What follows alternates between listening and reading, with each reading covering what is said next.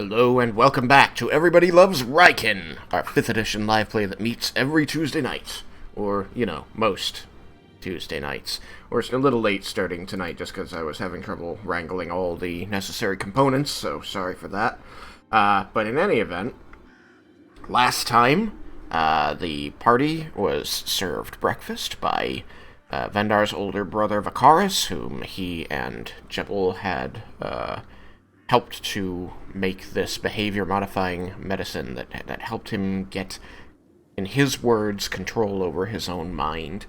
And he is very thankful for it, and has expressed interest in trying to learn this trade so that he might be able to produce it himself, and perhaps even help others by producing similar medicines and drugs. So that's cool. He's looking toward the future.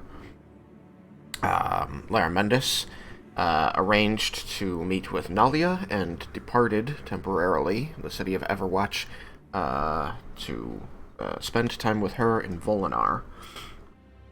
In the meantime, the rest of the party got together and headed out through the city walls to the battlefield to try and find out more about this necromancer, to see what, if anything, they can do about him, and utilizing information from a commune that Laramendus performed before departing, they were able to narrow down from where the spells were coming from. Once out there, with a little investigating, utilizing Detect Magic and Divine Sense, the group was able to find a spot that had been unhallowed, and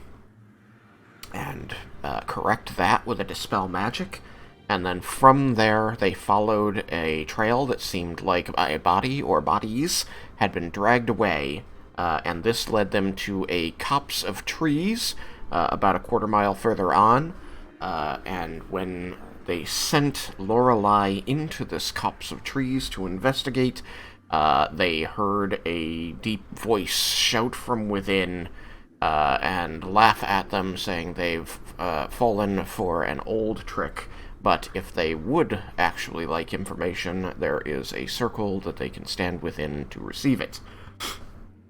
And we left off with them debating what they were going to do about this. Lorelei had returned to the party, covering her ears and complaining of the mouth that had appeared on the body and shouted at her. But I will begin, as I did not get time to speak with Laramendus last time. We'll at least set his scene as he has gone to Volinar to meet with Nalia.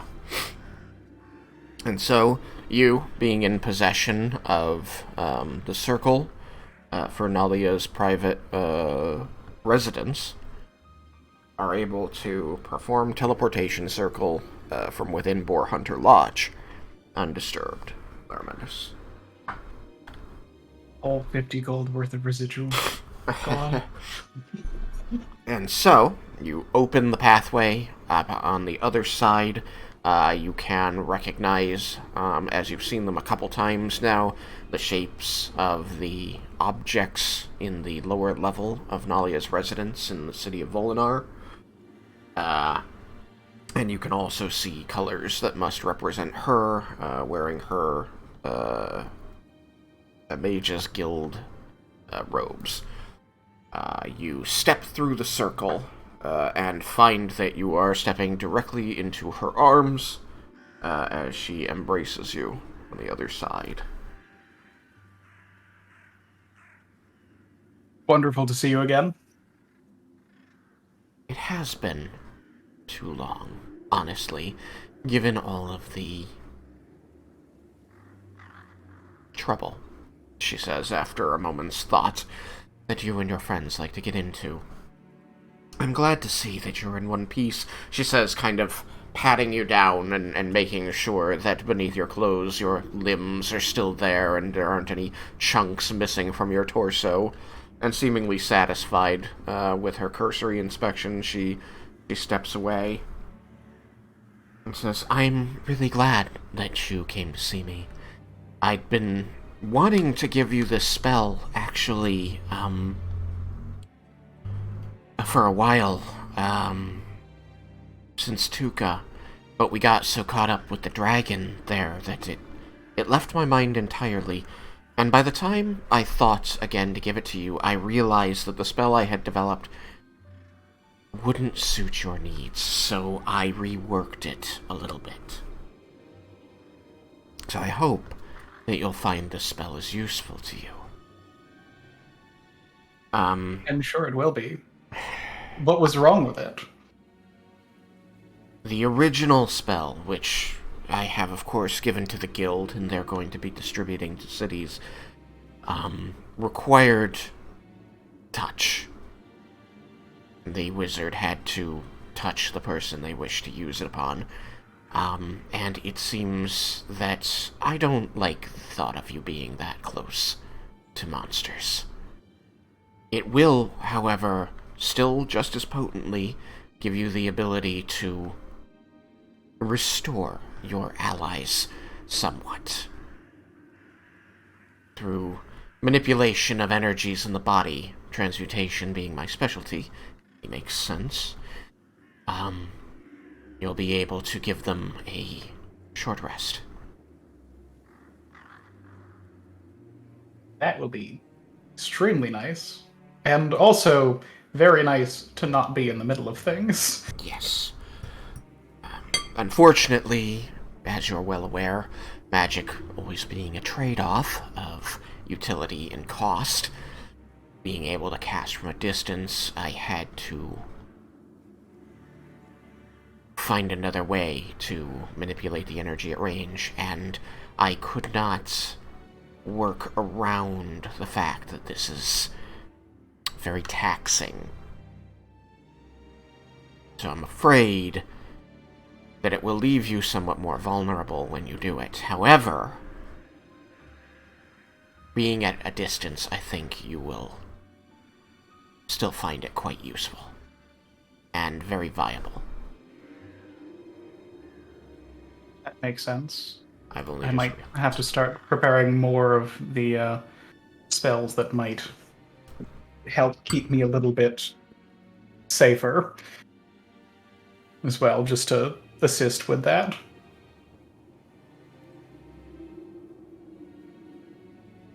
So It is 6 I don't think I have any of the high level abjuration spells. Oh, and I have Love of Vulnerability prepared. That's a good one for that.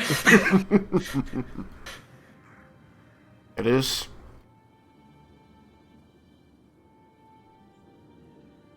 Pardon me. It is a 6th level spell, so unfortunately, you're going to be stuck with me for the rest of the day. Whatever shall you do? Mine is also a 6th level spell, so I guess you'll be stuck with me. Isn't it 7th? Oh no, I was on 8. Okay, yeah. Yeah, it's 7, 8, 9. Okay. Oh, it is 7, 8, 9? Okay. Yeah, I was and on- I 8th was level is the on one 8. that's really good. Yeah, 8 is when it actually becomes beneficial, Okay. because a minute is not much time. So I do say the correct spell level for my spell. Oh, she's like, well, I guess I won't be able to kick you out the moment you're done, as I'll still be working then, won't I? Tragic. Truly, I can think of no worse fate than ours. Luckily, I have taken the initiative and retrieved us coffee, such that we can put up with one another for such an extended and terrible period of time.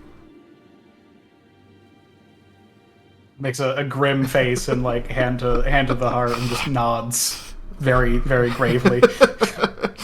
She grins at you and then turns around to a counter behind her and lifts a cup on a saucer from it. You see her wave her hand over it very quickly, and steam begins to rise. Recitation's wonderful. Oh, before I forget, I reach into my stuff and grab a bag of residuum and hand it to her. It is the now larger bag because I split them and cast teleportation circle after splitting them. Gotcha. She reaches out and takes the bag from you and like opens it very quickly, looking inside, and then cocks an eyebrow and says, "It's not our anniversary yet. Is it?" I thought that you would be able to have some fun with it, and it should be better, safer, more distributed. And also, it will be necessary for my spell. It requires an enchanted focus, and this was the only way I knew how to do that. I see. You'll have to explain the nature of the focus so that we can create that, because if I remember your explanation of this residuum, if I use it to replace a focus, then I must spend that amount each time I cast a spell and do not have the focus. Out of character. I don't know if we ever confirmed that. I am now confirming it. Okay. I would no. I mean, like, I don't know if in world we confirmed that. Oh. I know out of world that was what we were saying. Mm-hmm.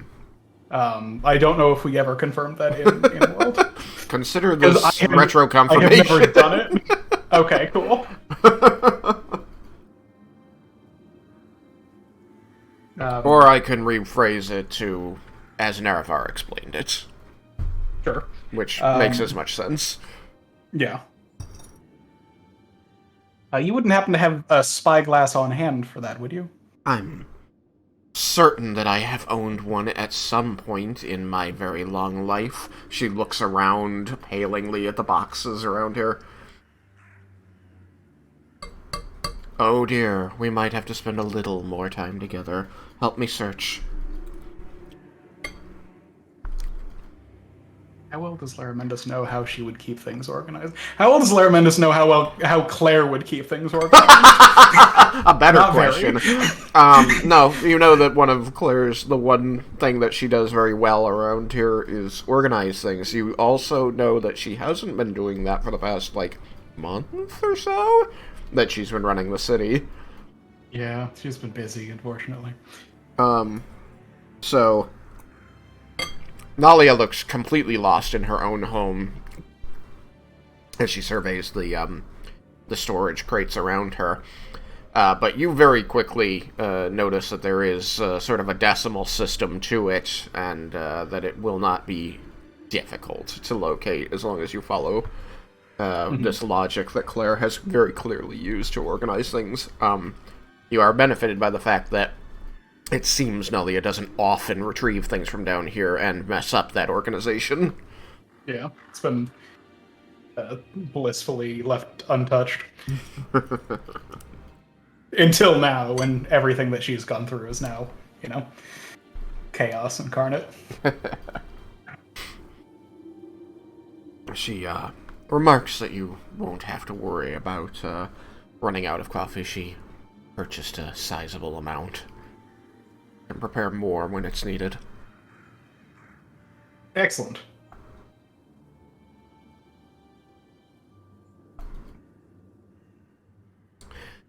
As you search through the boxes, she randomly poking boxes open and like looking inside and sighing, and you trying to follow this. You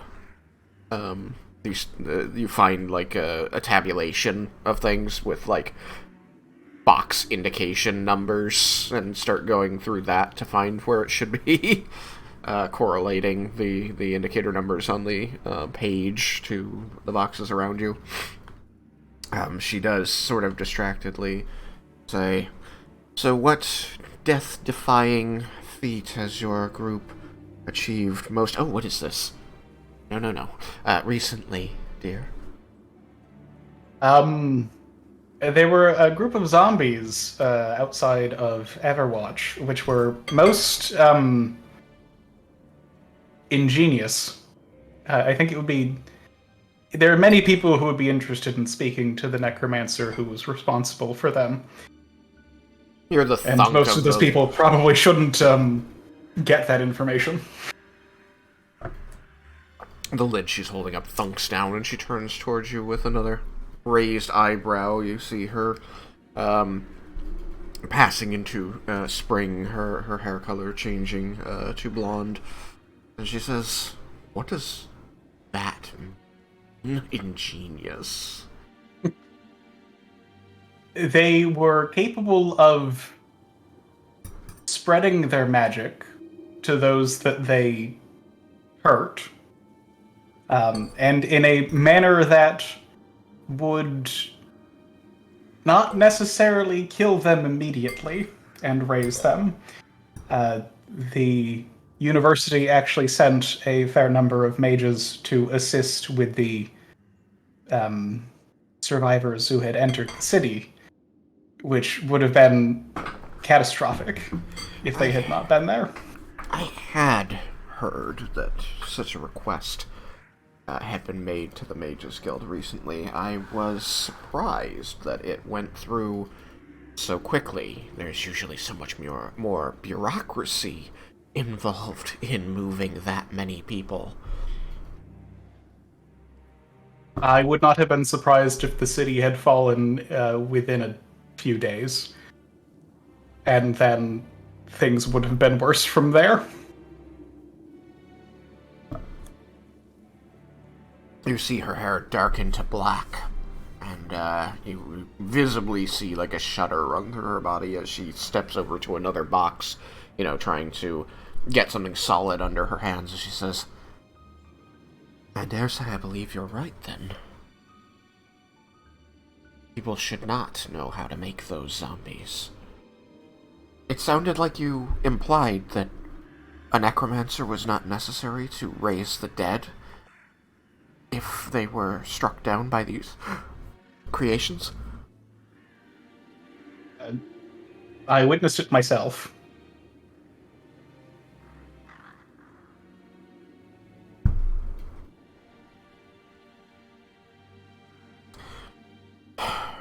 That is certainly something that should become a priority once your other task is seen to. My companions are currently searching the area where we believe the necromancer to have been, or at least one of their associates to have been, during the battle. Someone was controlling the weather. Oh. And we found a smaller area for them to search in. That is where the caster had been. Yeah. You did take some hits during that fight, and it was just the day previous. It's true. Would you, since anything like this is totally optional and up to the player, there's no rules for it, have any scars, still healing wounds, or damage to clothing that you would have left showing, the assumption being that it's all stuff that could have been repaired overnight, otherwise magic is said that it heals perfectly, cleanly, so you don't have to unless you want it. Damage to clothing, certainly not. He would have mended it. I think that any of his wounds, if there was anything that was, I think that his wounds wouldn't be visible while wearing his clothing. Okay. I don't think any of it was gruesome, but he probably still has. He took half of his health. He definitely has some areas that are probably a bit tender, but they would be well covered by his clothing. Do you recall that she patted you down earlier, so would he have winced? Ah, that's a good point. He did. I rolled a con save. He got a 10. Oh. So she would have, we'll just say that she let it go at the time. Yeah. But now you kind of see concern creep into her face as her hair remains raven. And she says, "So, earlier, you winced. You're not infected now, are you?" with this magic? No. I was able to fight it off while fighting, and the reason for the mages was because a remove curse clears the magical infection. I didn't So even imagine if you I would have brought that to me. no, it would be too dangerous for anyone that had been infected to be walking around now, as it is degenerative. You want anything for it? And warm a compress or something?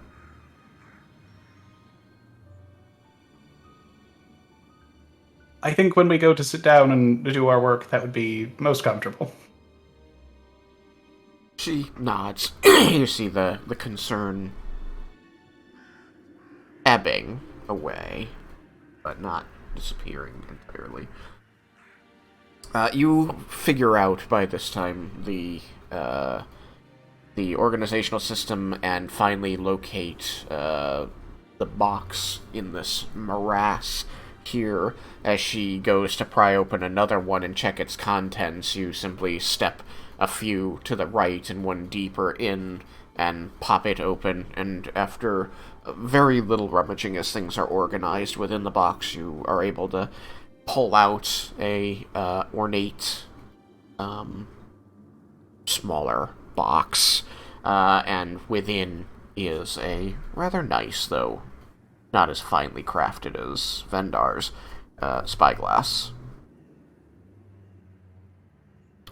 And so you pull this up and you just hear shh crash, and she goes crunk.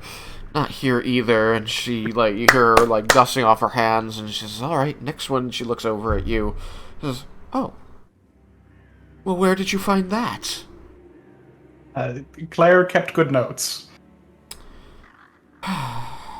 Arathis bless that woman. I do miss her hand in this house. Any progress on her being able to step away from governance? You would think, Blair. But I don't know. It's almost as if every day she spends in that keep, the further away she drifts from me. She still checks in here now and then, but it's all very bureaucratic. I never hear her asking about arcanum or spells of any kind these days. It's all numbers for the city and missing persons and... Well, I never imagined her so civic-minded. She seemed studious, capable, what you would expect of a human her years in magic. Mostly, she just needed to read fewer romance novels. But now, no. Maybe it suited her. Seems to have. I don't know what to say about it. Obviously, I can't tell her what to do with her life. It just surprises me that she seems to be very willing to remain over there. A good thing, too, I suppose. There's any number of troubles here in Volinar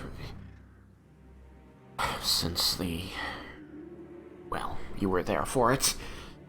She did manage to finally pull back pretty much all the soldiers, and with them was able to construct an actual livable space for the Dragonborn.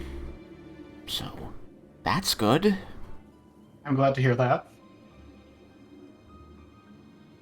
I mean, she kind of she waves her hand and shakes her head, not making eye contact, like she's not entirely agreeing with her own words before she says, it is just livable. No more and no less than it needs to be. Which I think is unfortunate, as they have not at this time discussed sending any of them home. allowing them, I should say, to go home. It's still dangerous over there, according to the reports that I have asked about, although I will admit it's not often at the forefront of my mind. I don't know. Maybe I'm just seeing connections where there aren't any because I feel like I don't recognize my friend. But I just feel like all of this is very unlike her.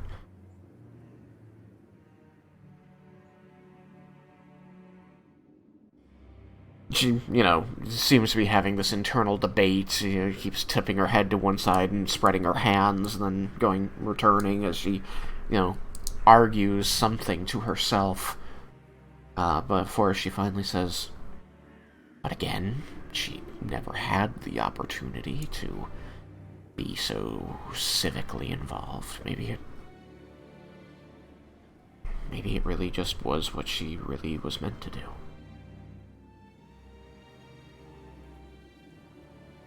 Do I sound petty? I'm sorry.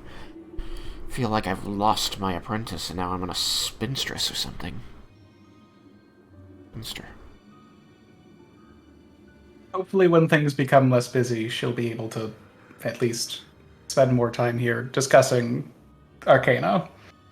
I'm sure that she found those that work interesting. Otherwise, she wouldn't have done anything like this. I gesture at the notes. I don't know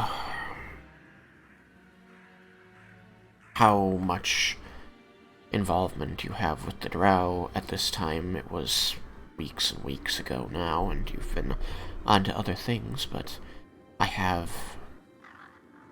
she has told me that a couple have, wandered off or disappeared. We assumed that they went back to the Underdark. Perhaps now that Umbralight is not going to torture them as it may have when Lolth was in control.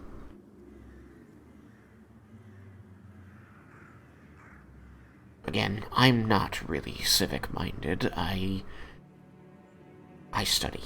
I do magic, and if it helps people, all the better.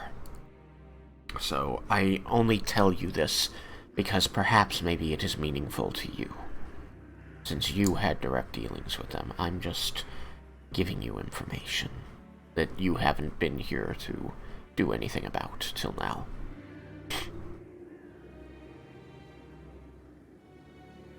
I can reach out to Umberlight and see if anyone from Volinar has shown up.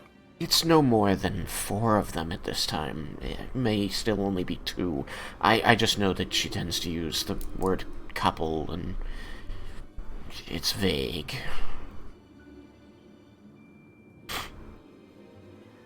She didn't seem particularly concerned about it, but, especially with the city as it is. Better since your group had their talks with the people here, but still uneasy. I get worried that perhaps they didn't go back to Umberlight, but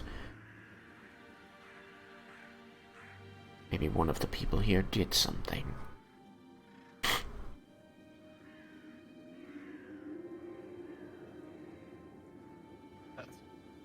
That speaking of the Underdark reminds me, Jebel had asked about if things had been arranged for the bears.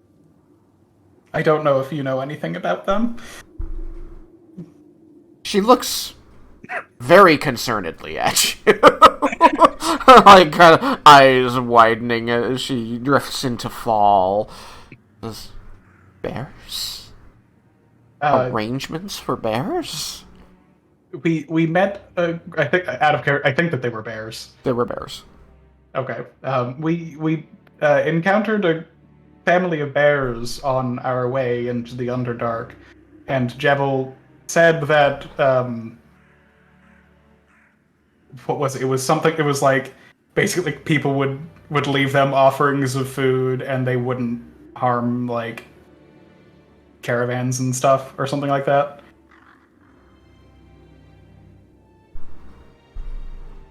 Well, I Thomas?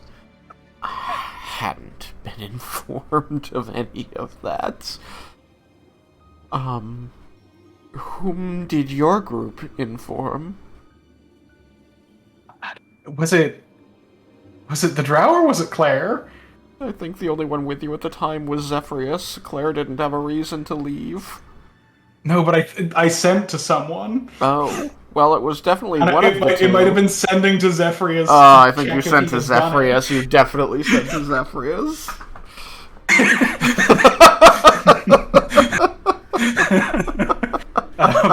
Zephyrius would have been the one, I believe, to know what was going on there.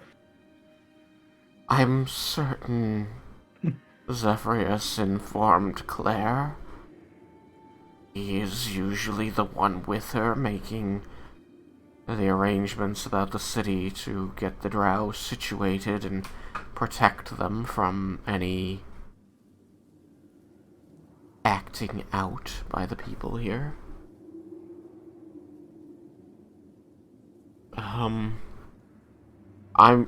I think that's taken care of, probably. I don't know.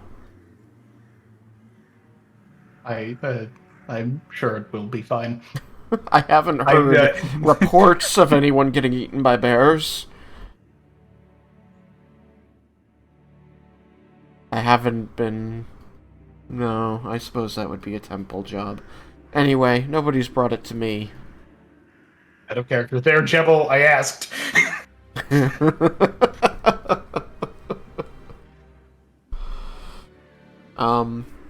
But she explains that she mostly felt compelled to give you this information as it pertained to goals your party had Yeah. last you were here, and hadn't bothered you terribly with it in the interim, as there would have been nothing you could do about it without distracting you from your more important mission. Yeah. But she gives you this information as stated, and then, once you are, sufficiently settled from the different revelations, she will suggest that you go upstairs where it's a bit more comfortable, and can begin explaining the spell to her and she to you. Mm-hmm. Yes, Larmendus explains the spell. I think we've explained it enough times yeah. in game that I don't think This is me hand-waving a scene as... Things happen, we sit down to spend 14 hours bent over a table with copious amounts of coffee. I hope it's all right that we don't go on a tour of the city this time around. I think that it will be much more comfortable here. She will smile at you and reach a hand across for one of yours. Over the table, I mean to say.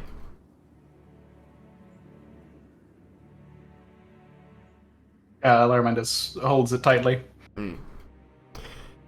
And, thus seated, you each begin studying and copying into your respective spellbooks.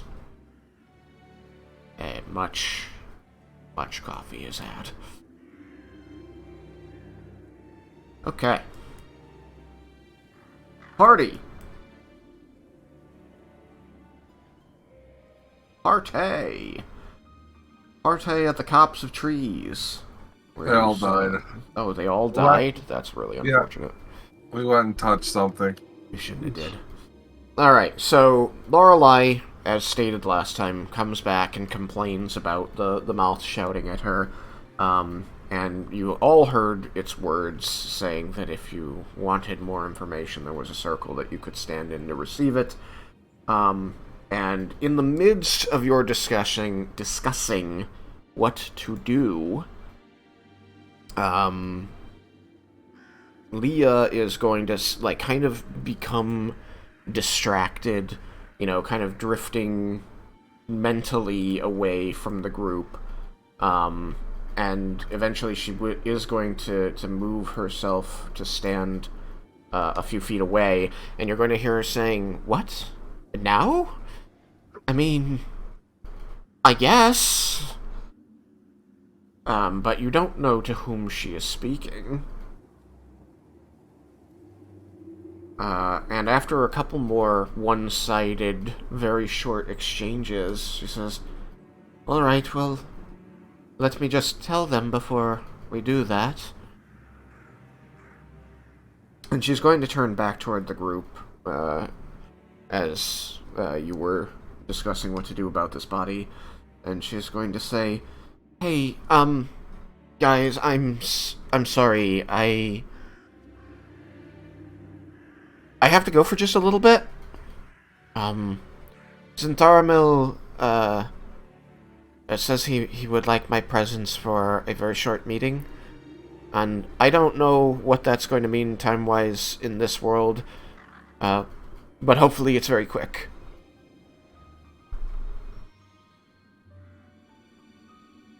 Ooh. Very well. I'm sure you're in good hands with Zentharamil. She's going to kind of, like, nod her head from side to side and say, "I'm glad you're getting along with him, Dad." Yes, it was maybe a little rough at the beginning, but I think after my little stint with him, it's been a lot better.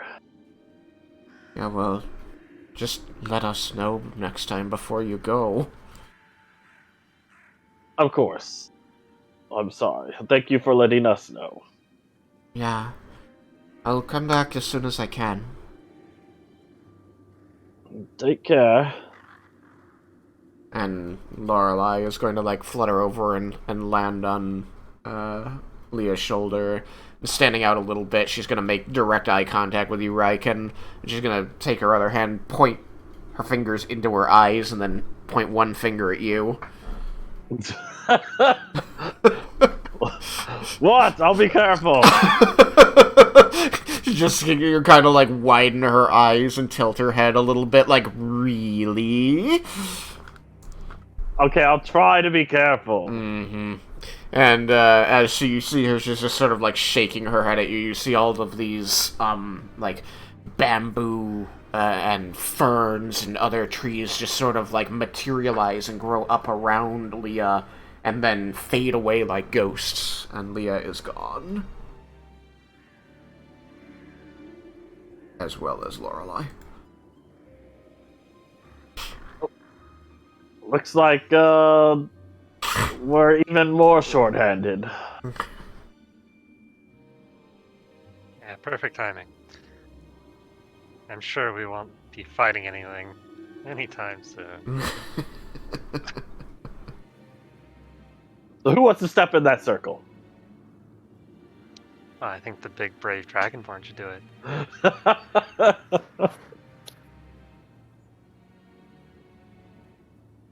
Yeah, I am pretty brave and strong. He starts flexing. Yeah. Yeah, you should be the one. Cord will definitely protect you. Of course. Cord is the best god around. Nothing can stop me when I have Cord on my side. Bracken, you're the smartest one out of us. Why don't you go in? It's good that you finally acknowledge my intelligence. I sometimes agree with you. Sometimes. All right. Well, do we want to do this where you guys hide while I go into the circle, or are you guys just going to join me and just wait as I enter the circle? I was just gonna stand here. Yeah, same here. Wait, what?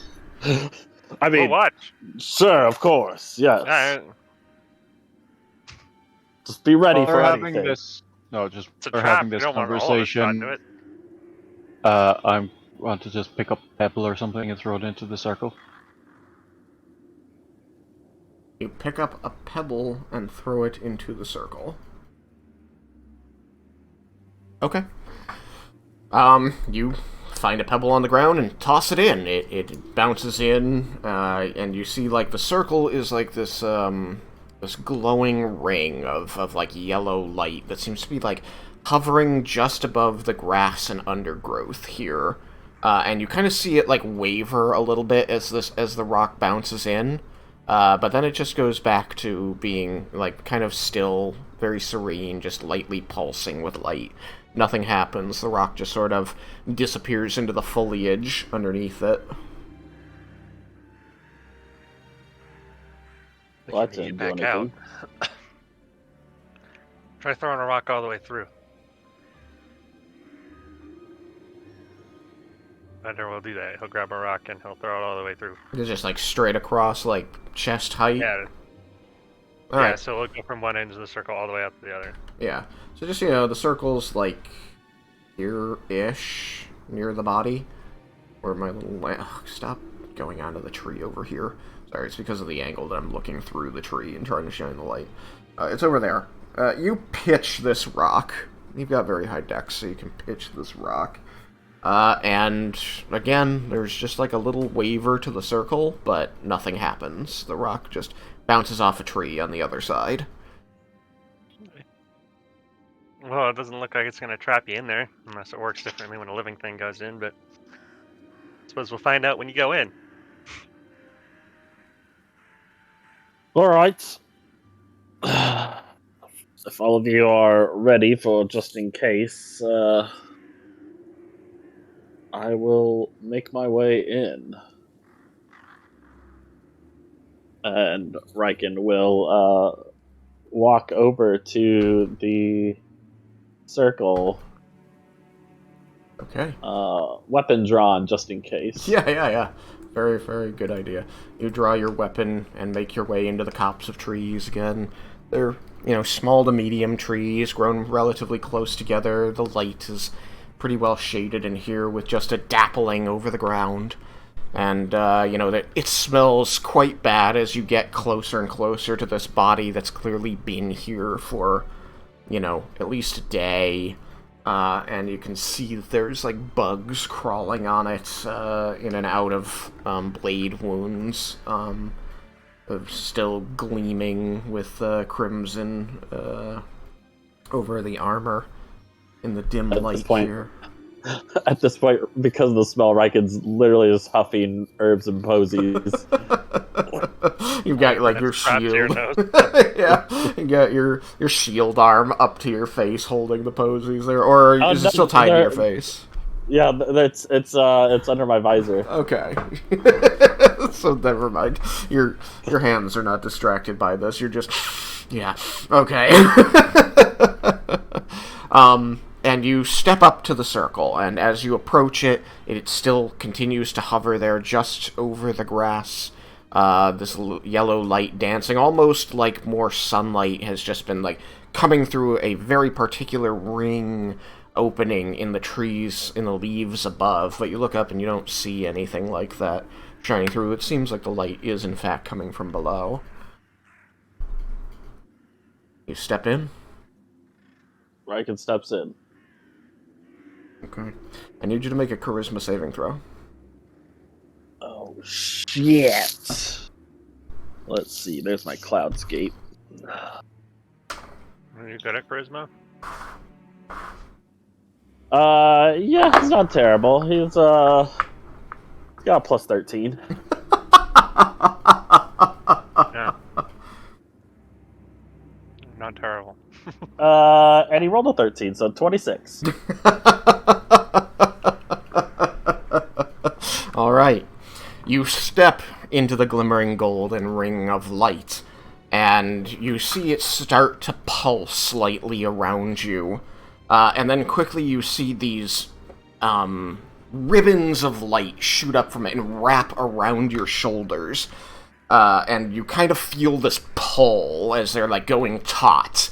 And you feel as though they're trying to drive you into the ground. You struggle against them, and finally you throw one shoulder back, and the light bursts and scatters around you, and the circle fades away. And then suddenly the tree in front of you, the bark splits on it, like lips peeling apart, and you see the wood of the tree below as like humanoid teeth as the bark bends and curls and you can hear like the snapping, creaking of the tree as it grins and says, 2 for 2? I can't believe this is working so well. Okay, look, really, honest to God this time, if you want answers, are there any of you left? Well, whatever. If there's anyone left, real answers, touch the leaf. And you see this leaf on the tree just start glowing and like kind of increases in size slightly and pulses with a orange light. Riken does have the worst luck with trees. Apparently it's always a mimic or some shit. Now, real quick, Tristan. Yeah. Is this all visible and audible to us? It's all audible because this mouth is literally screaming these words. Like at the top of the non-existent lungs at him. So the whole place is echoing. Like again, you look around and you can see like the birds that flapped out of the trees earlier still like circling. They spread, they like move away again as their circular pattern of flight widens. As the place, echoes with this voice again. From out here, you can kind of get the idea of the leaf that grew and started glowing, but like, you don't have a close-up view of it or anything. You just kind of notice it because it's illuminated. Okay, got it. Thank you. Did I touch the leaf? Go for it. Guys, What about the corpse? that might not help.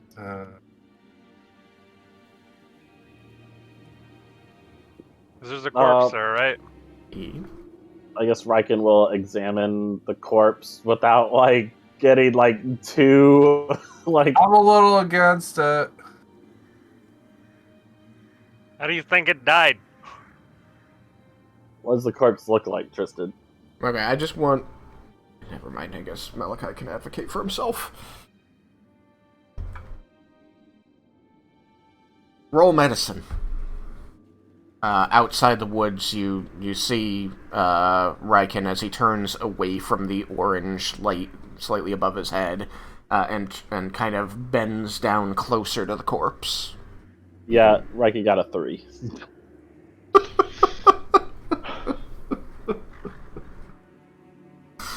Hey, at least you didn't get that on the saving throw. True. Yes. That would have only been a 16.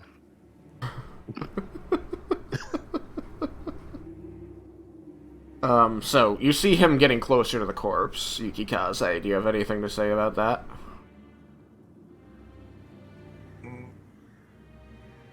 Not quite, because he hesitated touching the leaf, so I'm okay with that. Okay.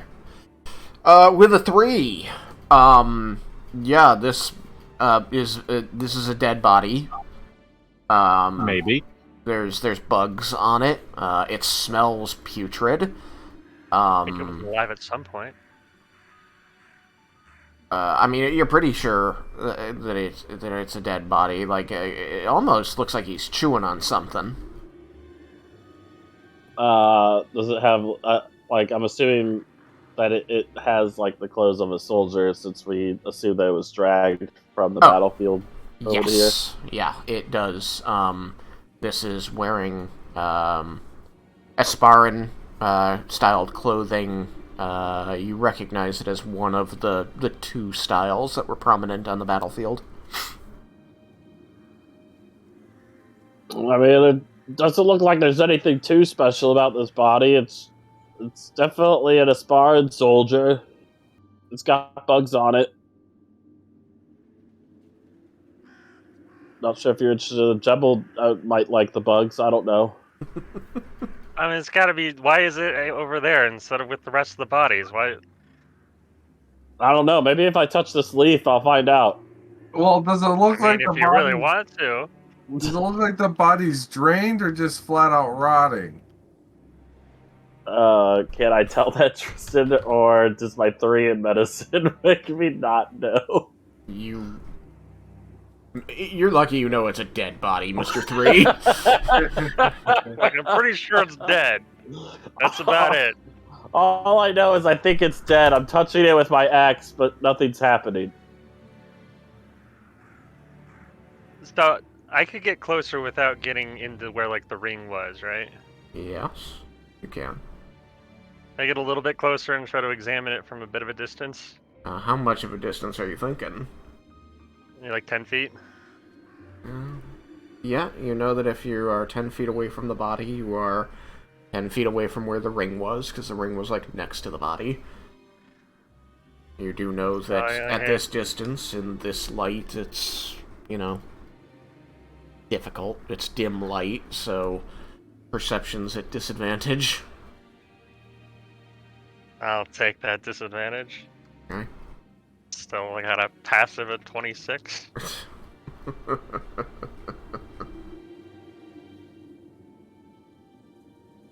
So you can roll medicine, since you have a passive perception of 26. Okay. Do I roll that at disadvantage? No. Your Okay. perception allows you to roll it at full. I'm gonna inch up. It's 29, not 26. I'm gonna inch up a little bit, but not too far. Okay. Jebel, so you're not left out here? What do you want to do? I'm hanging back. I'm just watching all this. Okay, so you're gonna stay outside the copse and trees? Yeah. That's a 15 on medicine. Okay. I actually have a plus on medicine. 15 on medicine. Even from this 10-foot distance, you are able to tell that this person is human, that they seem to have died of multiple inflicted stab wounds, and probably bled out or died of the trauma. You know that they've been dead for at least 12 hours, as that is what the look of their skin and the presence of bugs and signs of predation tell you. But is that at least or around 12 hours? Is it just... I would say at least. Alright, so it could be longer? It could be longer, yeah. Right, But it would say that it's definitely less than a week, just because if it was more than that out here in the elements, there would be significant decay. Like, significant visible decay of the dermis. So it's clear he wasn't killed in the battle weeks ago. Yes, he was not killed in the battle weeks ago. Right, You can see that the armor he's wearing is that of Espara's normal soldiery and city watch, not that of the Draknir army. Looks like this guy died recently. Was probably killed by the necromancers or someone with him. He was definitely stabbed to death, but it looks like he's died within a couple days, maybe. At least 12 hours ago, but couldn't be too old.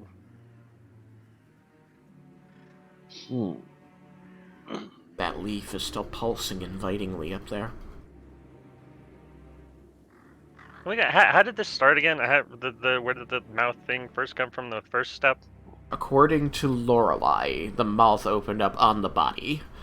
Oh, so Lorelei went and found the body, and the mouth opened up on the body. Mm-hmm. And now it's on the tree next to the body. Yeah, I mean, you can kind of... you can't see any sign of it at this point, but you heard sounds like splintering wood. Okay. After Bendar says this, I'm going to investigate the body as well. Okay, so you enter the little glade here. How close are you gonna get? I'm getting up to the body. Gonna go up to the body. Okay. Oh, so he's in the circle now. Yep. You find that you feel you want to keep those posies right up under your nose, as he smells pretty rank. Alright, I'm gonna, while he's doing that, I'm just gonna kind of be on the other side south. That's what direction is west.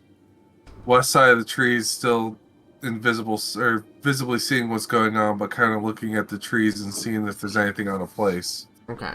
You're not touching the glowing leaf? Oh no, I'm not touching no glowing leaf. Okay. Okay. You move to the edge of this copse of trees, and you see, more battlefield, more, you see these crossroads that the copse is near. In the distance, you can see as the land begins to rise again into foothills, and you can see a couple dark spots way out there, miles and miles and miles away, that seem like they might be towns or villages. Okay.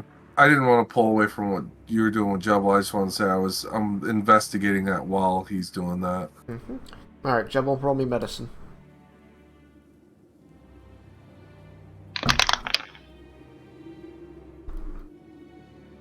It's 14. Okay.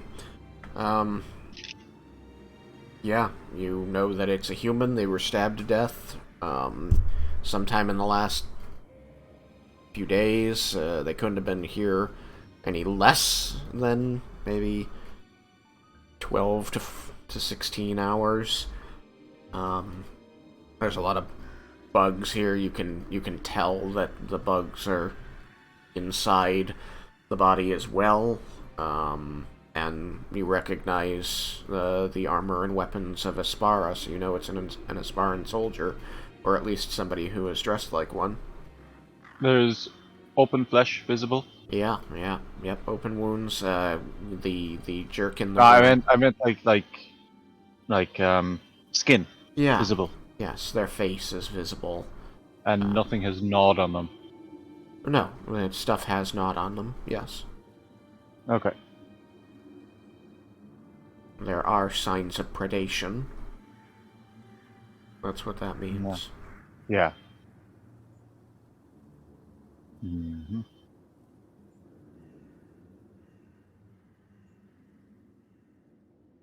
But the skin also looks sallow, just from exposure. They've clearly been out here a while. That's all 14's gonna get you. Anything else you want to do?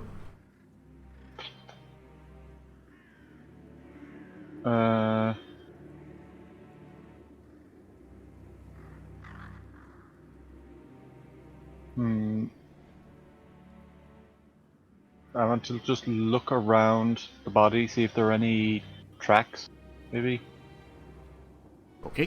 See if I can see who went where. Yeah, roll me a survival check. Okay. Ooh. That is a 28. The 28. You can see that there are a couple sets of footprints, possibly 3, definitely at least 2. They appear to be booted. They appear, in fact, to have the same sole imprint as the boots this body is wearing. And they mill around this area a couple times. You see that there's a lot of, flattened grass here, and scuffs on the roots that protrude from the ground. And then you can see that they kind of gather up and head collectively west toward where Yukikaze is milling about.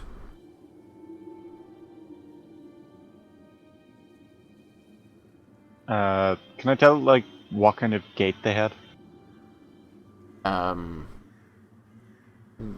You can see that, one of the sets has uneven spacing with a twist to one foot, so you assume that this person was limping and potentially had a bad leg.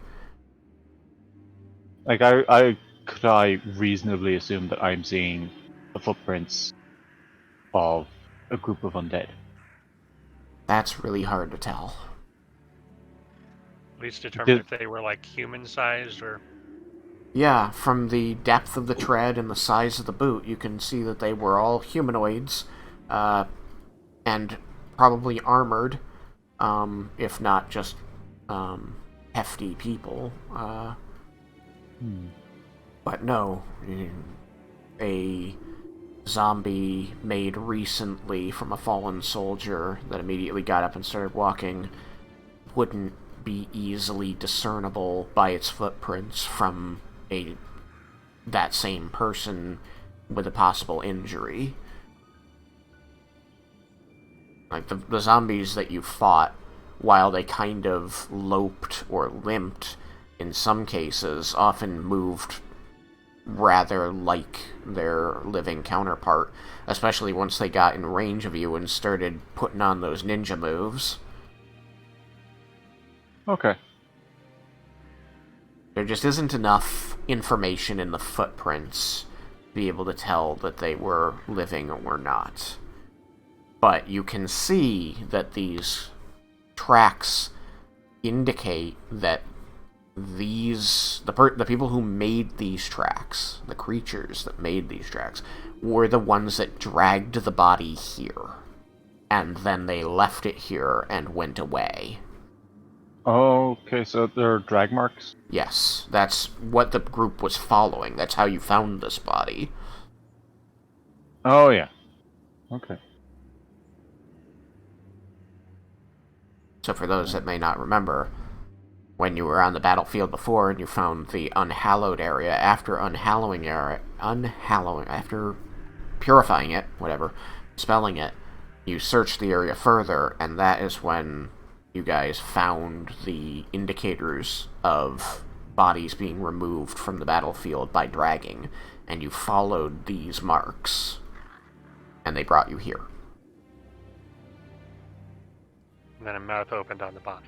Yes, and then a mouth opened up on the body and laughed about somebody falling for something, and then they told you to step in a circle, and somebody stepped in the circle and they laughed about you falling for something, and now they told you to touch a leaf. Hey, guys, could this be... is there a creature or like a demon or something that can hop into objects or things? Or disguise themselves and stuff? I don't know. Jebel, you're a nature guy. It seems like if there's some sort of natural creature like this, you would have the best chance of knowing about it. Well, he was asking about a demon. Yeah, I mean, well, I I'm don't just know it's trying a to... demon. I just think something that is toying with us or doing something bad here. I don't know. It was just Maybe a it's thought. a nymph or a fae.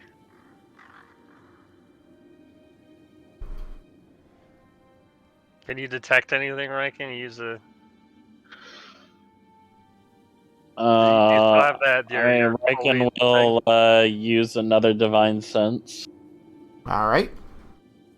You open up your senses to the beyond normal, and you sense nothing within 60 feet. Looks clear to me. Alright. It was thing? just a Means it's thought. not, what, a demon, an angel, or a fae? It is not a celestial, fiend, or undead. Okay, so it might be a fae. Well, it does narrow down some things. It was just a thought because the whole mouth thing opening up on stuff is kind of weird. Yeah, and the whole, like, you fell for it, that... It seems kind of like joking. I mean, it seems like Mischievous. mischievous, yeah, that could lead to actual consequences. Well, when I cast Communicate with Nature, one of the things I've asked to find were if there are powerful Celestials, Fae, Fiends, Elementals, or Undead within, what, like Okay. 3 mile radius? Yeah. Alright. And there isn't, so it's not a fae then. At least not a powerful one, And I don't know. whatever that means. So do you want to step back and I touch this leaf, or just touch this leaf anyways, or... Well, I don't know. I really don't want anything honestly bad to happen to you, and that's my concern. Is there's too many uncertainties. Do you feel prepared enough to that you could deal with anything or whatever comes? I mean, other than using up some of my spell slots earlier, I'm pretty prepared. Alright, Jubble, you have some healing at least? Yeah. Alright. Well, if we have some response to injury, I guess if you're feeling confident enough, go for it. Alright, are you guys where you want to be? Yeah, I'm still kind of west, but visible. I can visually see you and hear you. I'll take a step back. Alright, go for it. I'm like 30 feet back now. All right. How far is a step back? Just 5 feet? Do you want to be a little further Yeah, off? just 5 feet. Okay. So is this location where I've placed you acceptable? I'll pull up this so you can see the squares.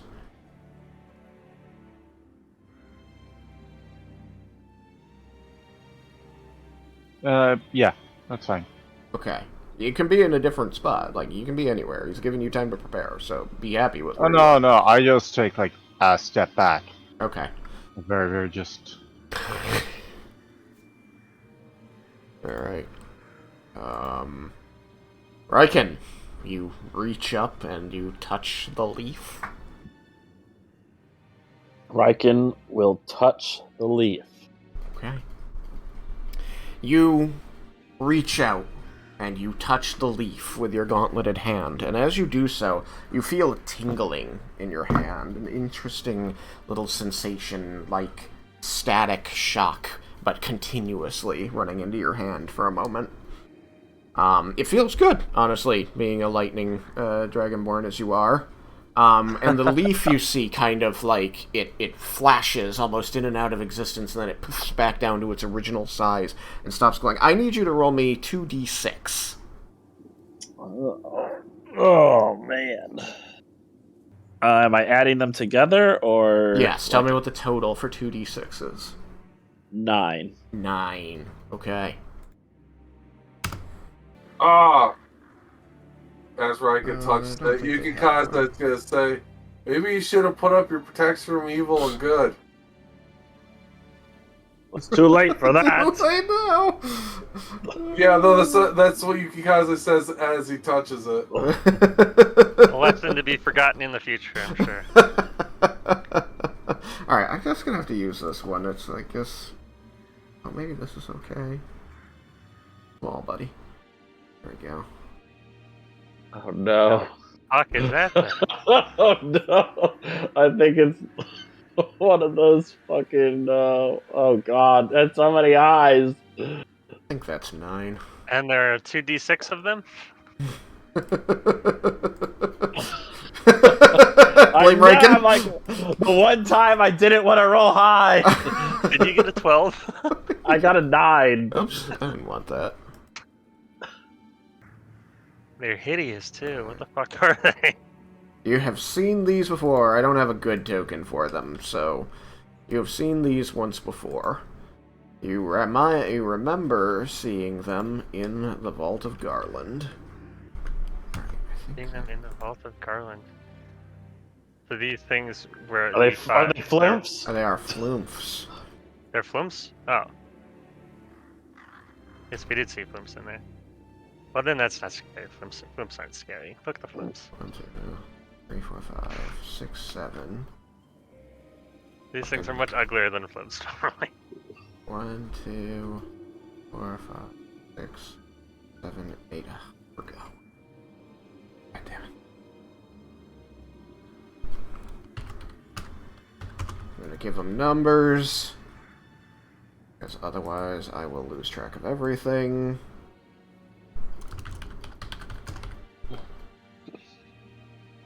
Numbers are being randomly assigned. There's apparently 2 things that Riken does not have luck with. It's friggin' trees and floops.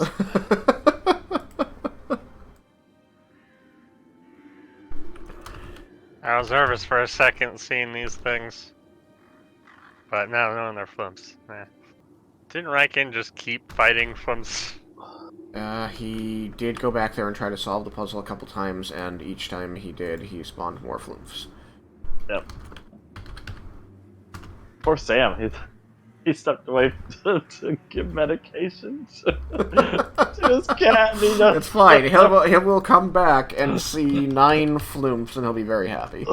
Well, yeah, he's not even here though. Like, No, but he in will. game, Yeah, but in that's game and okay. other things. It's totally fine. Alright, I just need to pull in one more. We shall Oh, put now he's it back. here.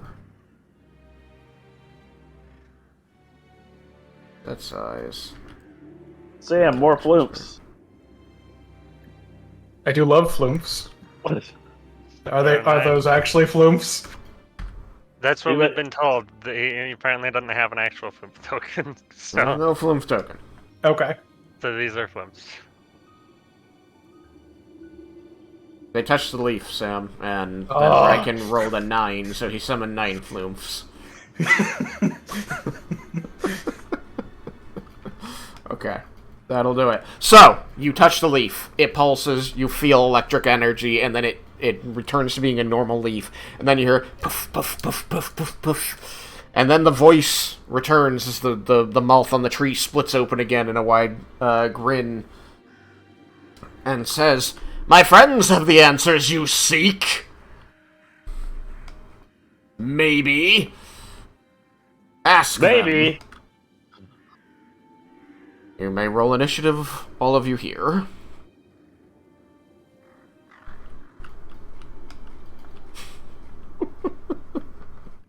Initiative against 9 flumps. Oh fuck. Mhm. Well, Riken's back to being the bottom. wow. Claramanda's got a 17. Yeah, guess what I rolled for my on dice? 1. 9. One for each flip. Good gosh. Oh my Let's god. see. I think it's. That's right. So I I got a initiative- 28. I think mine's 16. Mine's a 22. I got a 19 on die. Mine's a Little close. 6. I got an 18 on die. Okay. Hooray. That looks like it should work. So, yes, you hear boom, boom, boom, boom, boom. He chides you and tells you to ask his friends here who might have the answers you seek. And then the mouth disappears, like you see the bark of the tree meld back together, and the mouth seems to be gone. And the flutes begin drifting around, and you can hear, kind of childlike laughter inside your heads. And you hear one of them say in a high-pitched voice, "I don't have answers. I just have presents."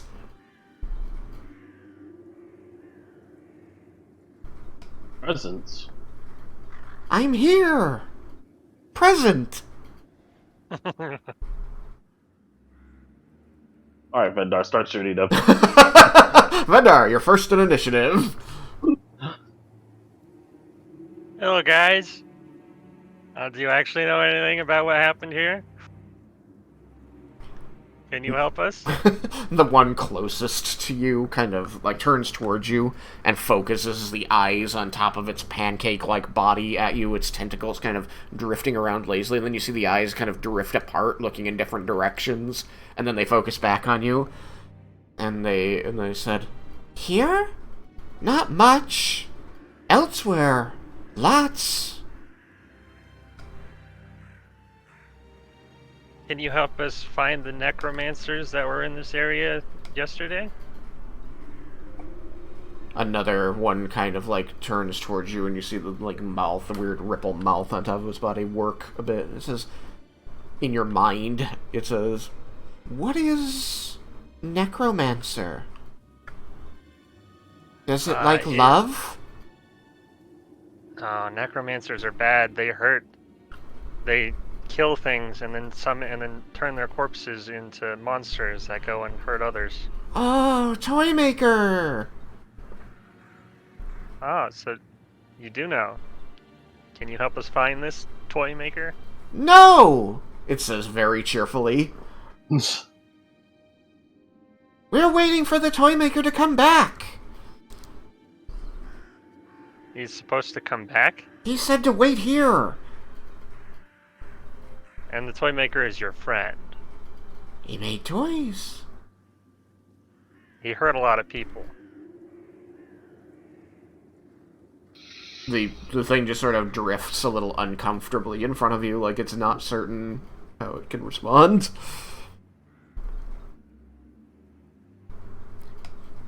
This is telepathic, so it does happen quickly. So you can keep communicating on your turn this way. I was like, you're not the first flimps we've run into, and we know that you guys aren't bad. We know you guys are good little creatures. We're not bad. Definitely. Probably. But this toy maker, he is bad. They want to hurt people, and they've already hurt a lot of people. Will you be our friend? Of course, we'll be your friend. You And you help have... us. You have food. You want some food? The toy maker took all the food. What do you mean by food? You're feeding us.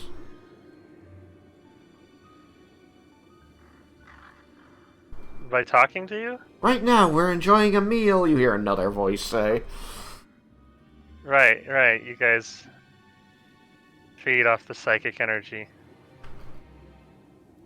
That's why they're Yeah. toys and not food.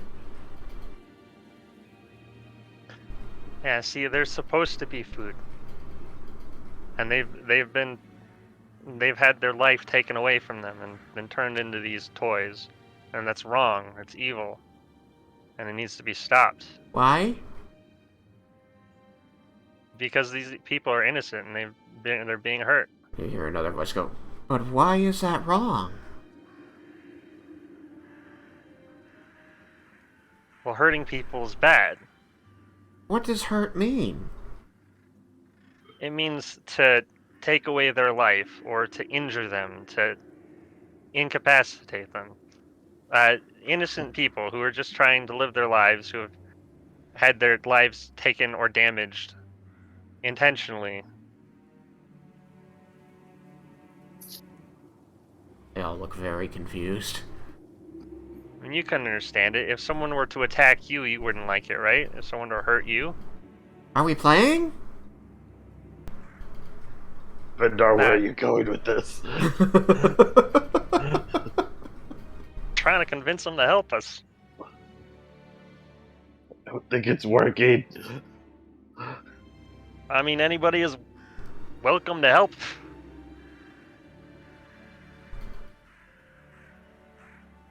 No, I think you're on a roll.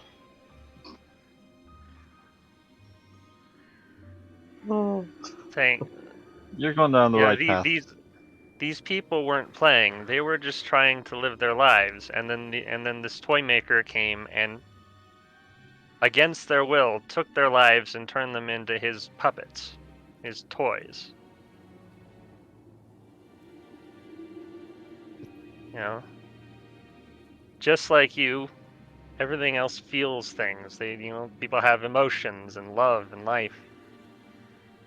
And, if they are hurt, then that's taken away from them. And that's bad. That's evil. We want to stop that. We want people to be happy and live good lives.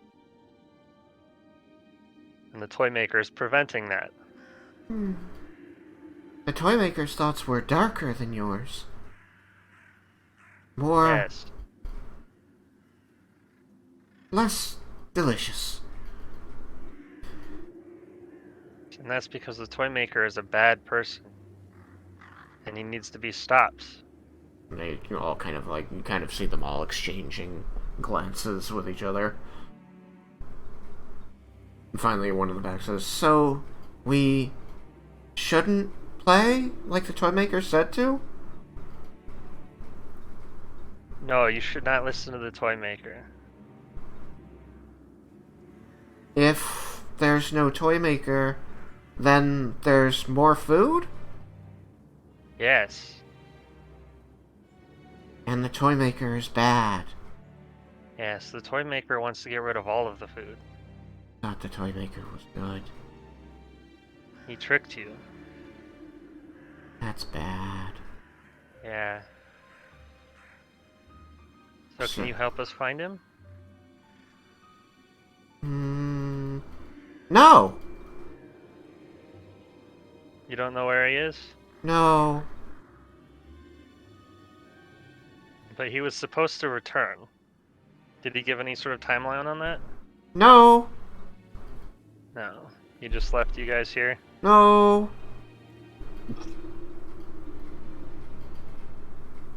No, wait. Yes.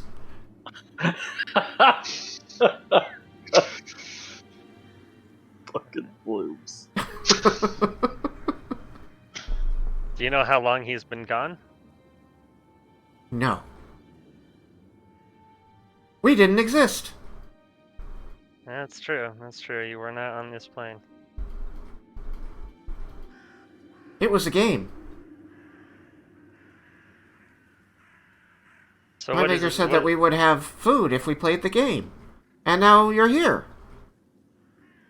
So we're supposed to play. But you said he's bad. He is bad. And he's nowhere around anymore. He's gone. You can't sense him. And they kind of look around. You see their eyes all trading around the place. They go, no. Don't know where he is. Does he live here? Bad. Do you know anything about him? Can you describe what he looked like? This Yes.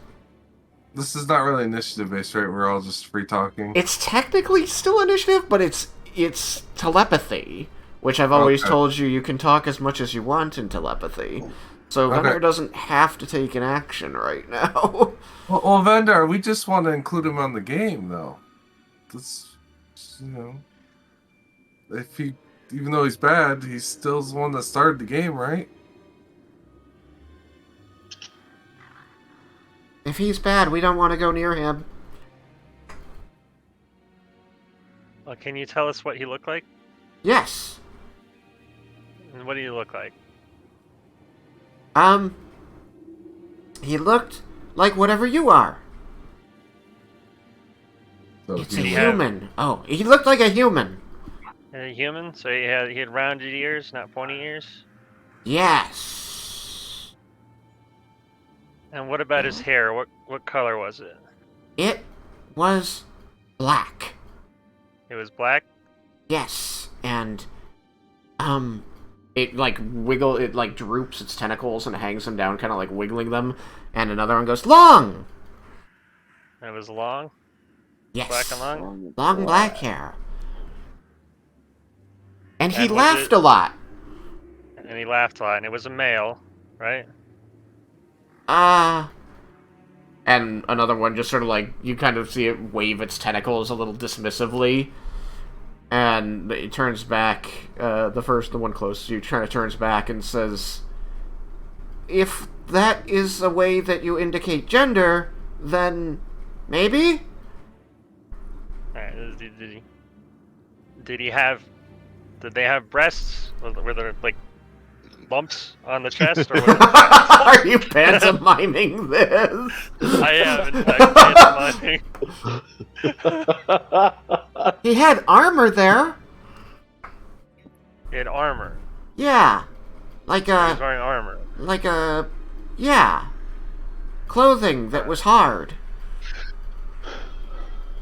What color eyes did this person have? They kind of like look at each other and says, wait, maybe green?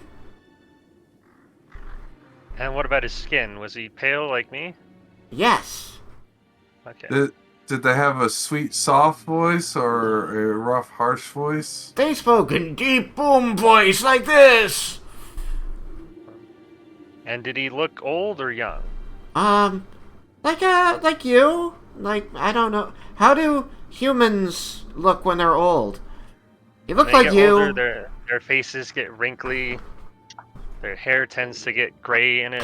Like dried raisins and prunes. The flumps, you see it like suddenly like shrivels a little and gets all wrinkly and says, like this?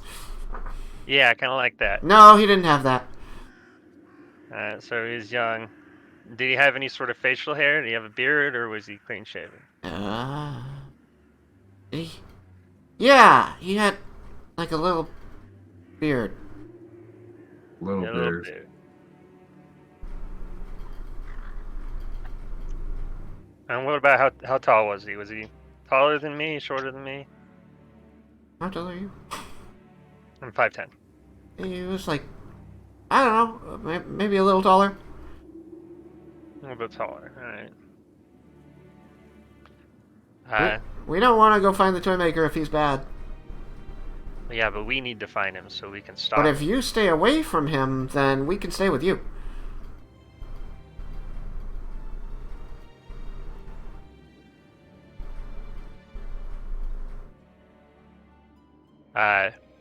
Did his armor have any sort of crests or anything in it, or was it just metal? It wasn't metal.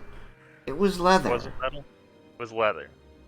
And Okay. it had a fringe on it that was blue, dark blue?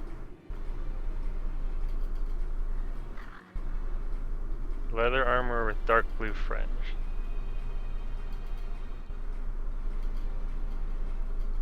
We're at least getting a good description of him. And was he alone? Was the toy maker the only person, or were there others No! with him? He had lots of toys. Were there any other food? Was there any other food, or were they all toys?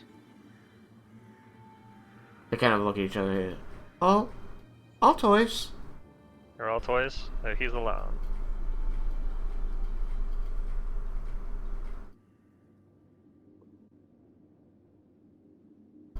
And do you remember anything he said to you other than about the game? That we would have food if we played.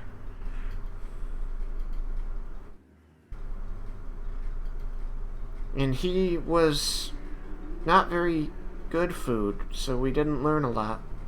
But we're learning a lot from you. I'm glad to help you learn. It's delicious.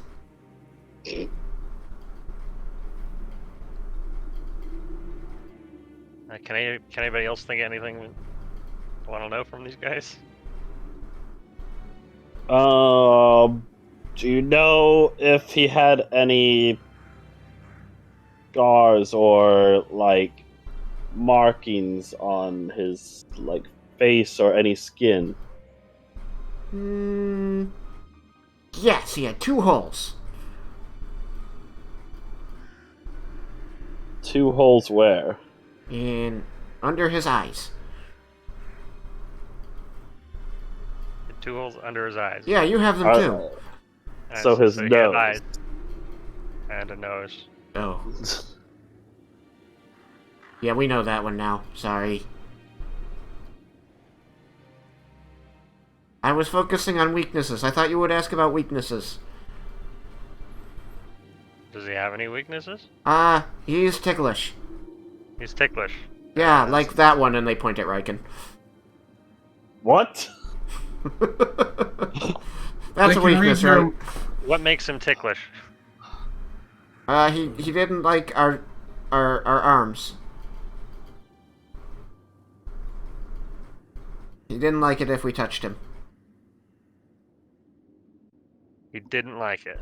He doesn't like lightning or acid. What damage do you do? No, if we touched him, he didn't like being touched. Like connected via the psychic link? No, No. like it just like Like, actually, waves its just little physically tendrils touch. at you. You just physically didn't like being touched. Yeah. Okay. Did he when you were feasting, did you notice any weird words? Or did he think any weird words? All of your words are weird. You're gonna have to be more specific. Fair enough. You don't think in language, right? It's just thought. Mm-hmm. So they wouldn't be able to tell if you spoke a different language. Telepathy is Yeah. just telepathy. Yeah, so.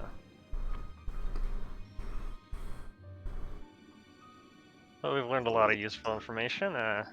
He thought about you. Thought about us specifically? Yeah. You're familiar? What Aren't do you there, think like, about- others? More of you? Yes. Did he think? What do you think about doing, or what was his thoughts about us? He wanted to play. Play I said- where? Boys. Wherever. But he No. wanted you to be there. And this was specifically. Can I roll history to see if I recognize anybody that fits the description that they've given us? You may.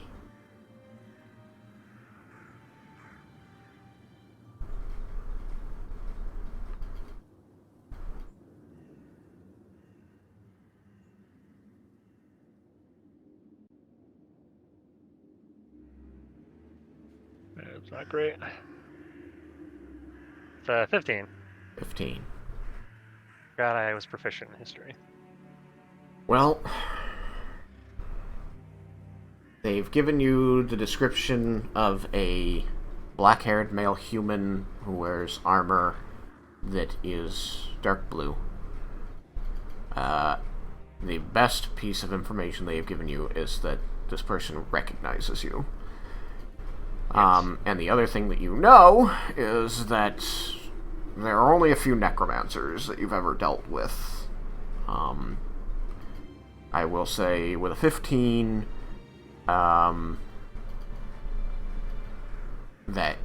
among the necromancers that you know of that you haven't personally killed, there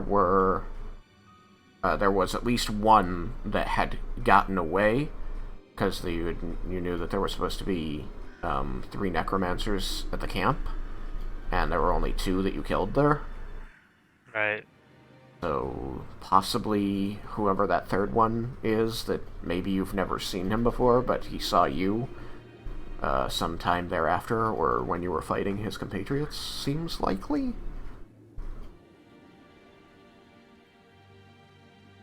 That, or the last one you fought wasn't as dead as you thought he was, but you definitely saw him get eaten by a dragon. Got eaten by a dragon. Well, even after you killed him and resurrected the dragon, he got eaten. His body was Yeah. torched and eaten by that dragon. So that'd be pretty tough to come back from. It's quite unlikely that he's back. Unless it's somebody who didn't know was a necromancer. Dressed in blue, they recognize us. Those guys that could were just- after Cyrus, they had like tattoos and shit on them, right? Yep. They had flame tattoos on their hands. So did they have any sort of like tattoo on their hands? Did they look like they had flames on their Riken hands? already asked this. Oh, you did?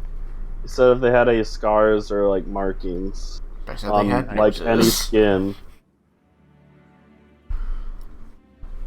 No, he had gloves on. He was wearing gloves, so it's not necessarily mean it's not them.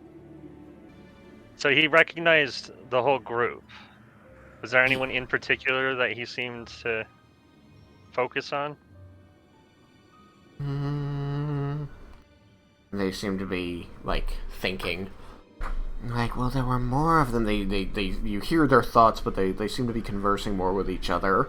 Like, checking information. And like, we remember... Yellow. It stood out. It was different. Yellow. Small and yellow and purple. Leah? It just blinks at you. Is that what Aaliyah looks like? There's a member of our group named Leah who frequently wears purple, and she's blonde, right? Yeah, she's blonde. And has blonde hair. So that would seem to be her. Well, the Leah isn't here right now. Leah's not here right now, but you said that he seemed to focus on her more. It was... That's a difficult question to answer, just because he thought about many things. But But she at least she stood was out. there, and you were there, and he was there. He points at Riken, but he looked different. How do you look different? He had red armor. So this is when I had the armor of a hobbit. Floom just does that dismissive gesture again that you are getting to think might mean shrugging. Yeah, Riken wasn't really talking to Floop. So Yukikaze's armor is still on fire, right? Yeah, it's still red. Yeah, so I was like, was it that armor? I point to Yukikaze. They all kind of look over. I think at this point I'm just going to disband combat. Yeah. But what if the Flumps attack? They might. Flumps are what to do. Attack. This is just what they've been waiting for. A bunch of them like drift over and start like floating about Yukikaze. Yes, it looked like that. His body, but not his face. Okay, so recognize them from a time when you were wearing Bahamut's armor. Did I have Bahamut's armor when we fought those necromancers? I thought that was like before that. That was before that. I keep thinking Garland. Is it somehow that the Lich didn't die? Did she fucking reincarnate or something? Did she? What's the spell that Jebel keeps wanting to use? Reincarnate. So yeah, did she reincarnate or something? After Garland.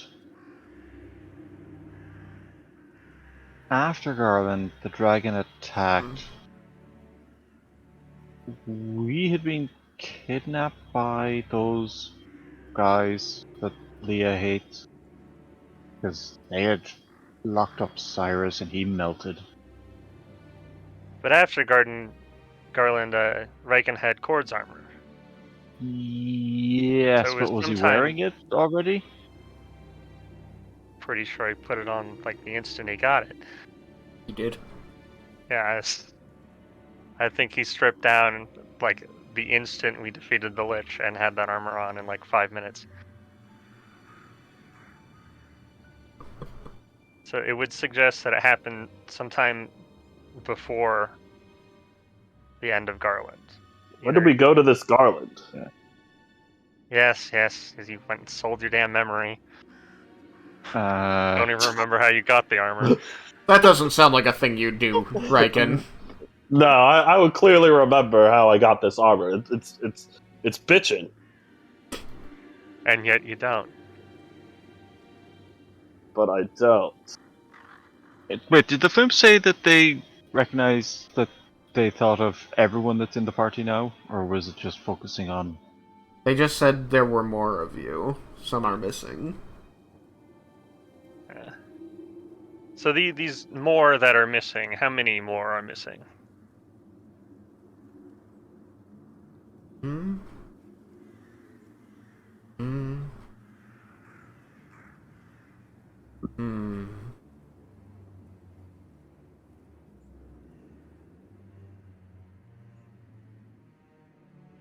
Hmm. 3?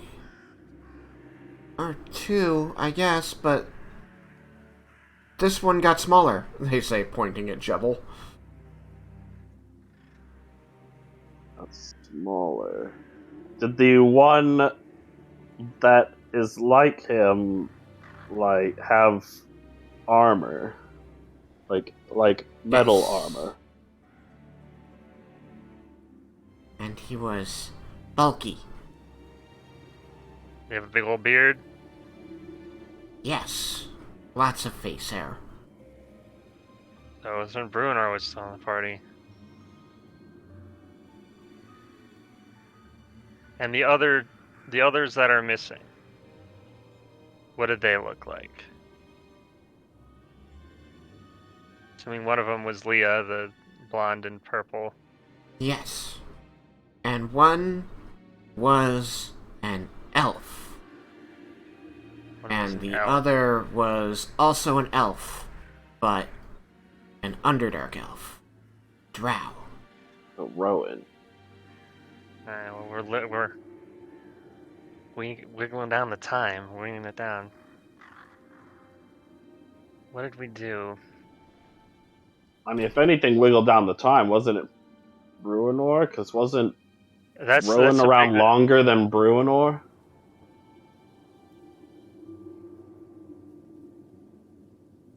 It's just kind of hard to say. Bruno was around for a long time before Rowan showed up. And then Well, I'm just talking Bruenor. about, like, the end time, like, But the there was last not a time that whole we lot were of with time Bruenor. between. Yeah, there was not a whole lot of time between Bruenor's when death when Bruenor joined, yeah, Bruenor's death. and when Rowan joined and Bruenor's death. So there's not a whole lot of time. Oh, rack your brains now. So I'm like 98% Rowan joined- certain I haven't given you any incorrect information. Rowan joined 90%. the first time we were in Everwatch, right? Yeah. And then we went from Everwatch to Bromdor. Stop that. And where is it then that we ran into the Beholder? Is that after we finished on Bromdor and we're going after the Necromancer? After the Necromancer. Is that after the Necromancer? Yeah. Okay, 'Cause so we Bruenor went from died at the Bromdor after Beholder, the well- Necromancer. Then after the Necromancer, we were going Down south. down south and we ran into the Beholder. Let's see. Oh!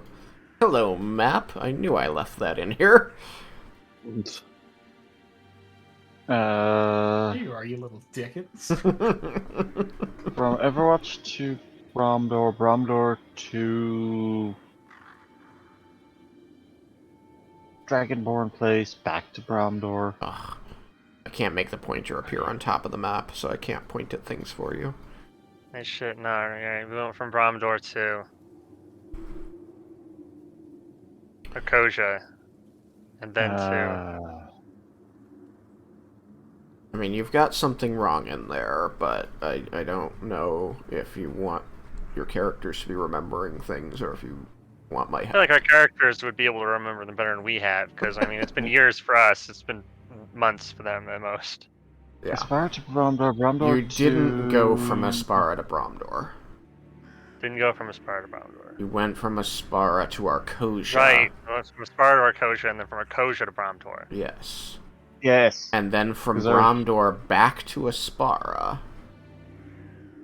Directly to Everwatch. So that was your second time in Everwatch. So this is after Arcosia, because after Arcosia is when we picked up Larmendus. Yeah. Arcosia, So now we're narrowing the timetable a little bit more. just after Arcosia, you picked up Yukikaze too. Picked him Or up on in- Arcosia. Yeah. In at the end of Arcosia, Yeah. Arcosia is also where you got the armor of Bahamut. Yes. And after Riken had it for a while. And so after you returned from Arcosia, you left Arcosia, went to Bromdor, told Bromdor about Arcosia, they did a little check. They did the armistice thing. You teleported back to Everwatch, and now that the war was armisticed, you were released from your duty to Aspara, at which point you chose to continue chasing the Necromancer.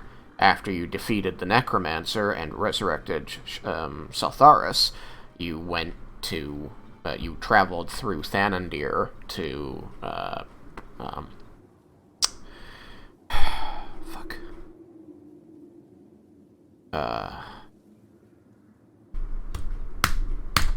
I can't Shirakawa? think. Well, yes, to Shirakawa, but it was right before you entered Shirakawa that you faced down the Beholder. You're trying to think of the Did it start town's with a name? B? I think it's started with a B. Braithen. Braylon? Right. That's it. Braithen? Something like that. Braithen. I always hate when I can't think of my own town names and NPC names. That's okay. It's a forgettable place other than Bruenor. Wow. Okay. And So it was sometime between picking up Laramendus in Bromdor and getting to Braithen that we ran into this necromancer, apparently. You know the reason why I say that. because you've buried those memories. Mm, Ish. Oh, you made that even harsh. No, because the other thing that happened during that. Well, King children. fucking goddamn it. Yeah, you buried those memories. You know, remember that you ate children. It's not a good thing to remember. Alright. I decided to make Jebel a vegetarian before any of that came up. So Wait, are you toy makers? No, we were No. tricked by a toy maker. It's like you were. So we should be were friends. other towns. Yes, we are friends. There was what was the Friends town stick with together. the boy who was interested in Leah?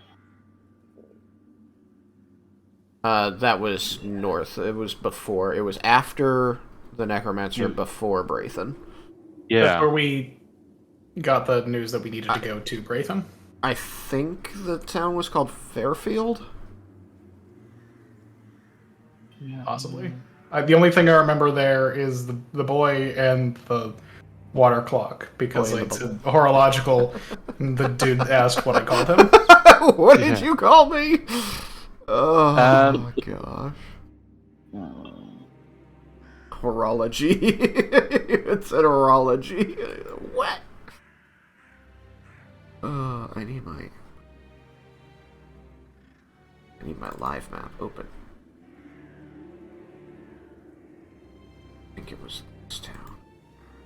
Ooh, Fairfield, yeah, where the bodies are buried. Jesus. The one before that was Koja, so it was one of those two. Because the only thing after that is the Crossroads, which is where you went through the Griffin attack. You know, you saved the kids, and you brought them Koja back was to where we ran into the woods, I think, Okay. to rescue some people who had been captured by something. Uh, Wasn't it? I feel like that was actually East Fair.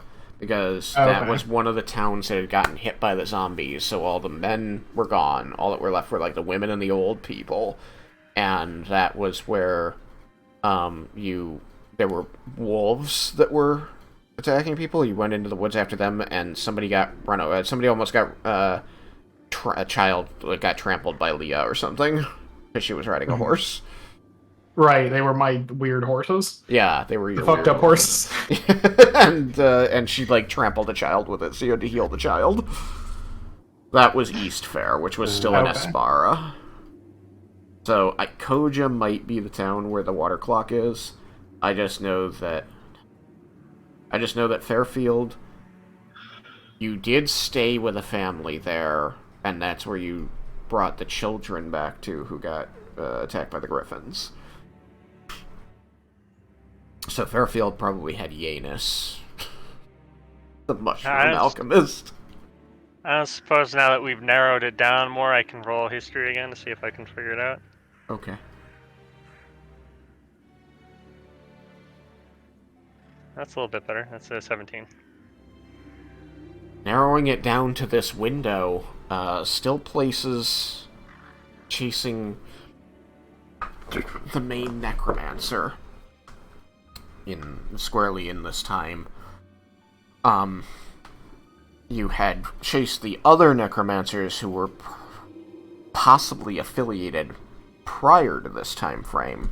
So they're not entirely off the table, but it does make that final necromancer a much more likely thing, but it still just doesn't make any sense. He's very dead. Possible. But you do remember that he had been an exceedingly old man. And then he performed a And what did- ritual. And he became a what young man with long black hair. He did do that, didn't he? And that was Christopher's grandpa, right? Yeah, it was.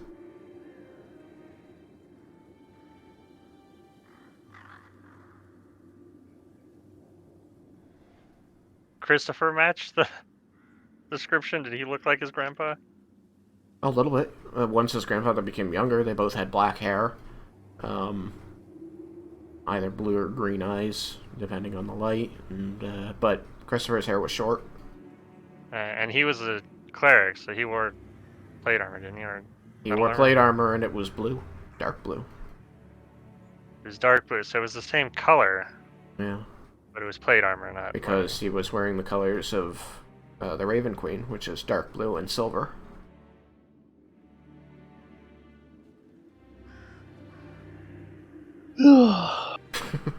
I'm sorry, Riken. Are we boring you? It's just so much information. I keep coming to the necromancer that we killed, the one that stole the cart. But how could he Toymaker. possibly still be alive? He was killed so much over. I guess maybe there's magic we don't know about. I mean, technically, like, all you need is a part of him. And if he was eaten, then, you know, technically, you could find a part of him afterwards. You think they found him in Sultharis's... That's her name, right? Silvaris. They found him. You think they followed Sultharis and found a piece of him in her poo?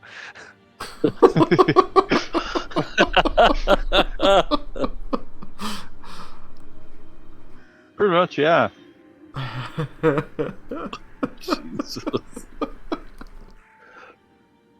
Well, Yuki, you were looking into trying to res people without a body, right? You said there was at least one spell that could do it.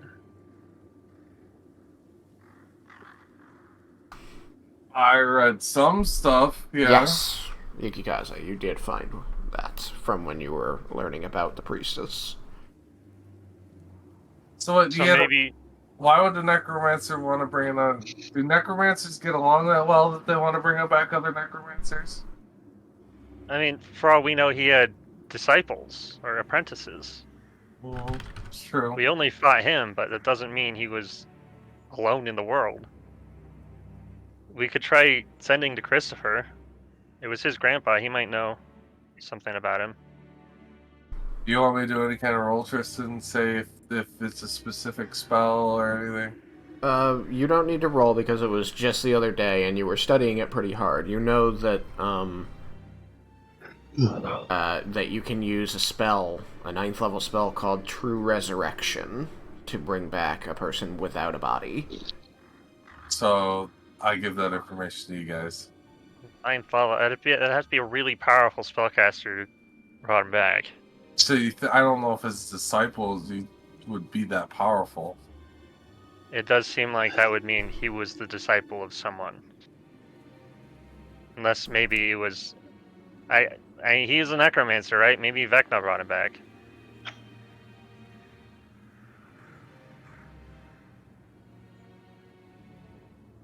Would Vecna bring him back even though he failed? Hard to say. I feel like we're- Vecna's not a second chance kind of we're god. we're just grasping at straws here. We're don't have any solid proof to like back up what information we just got. Like we have. So Vecna's not the only evil undead type god. What was the other one that we constantly was dealing with? The one that the other necromancers were like? Orcus? Orcus. Maybe he was a disciple of Orcus.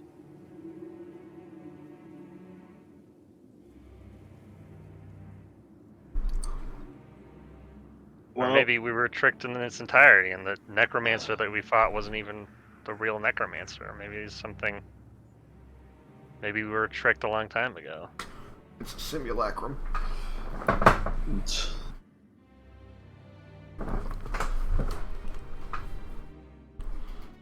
So they said he was wearing dark blue.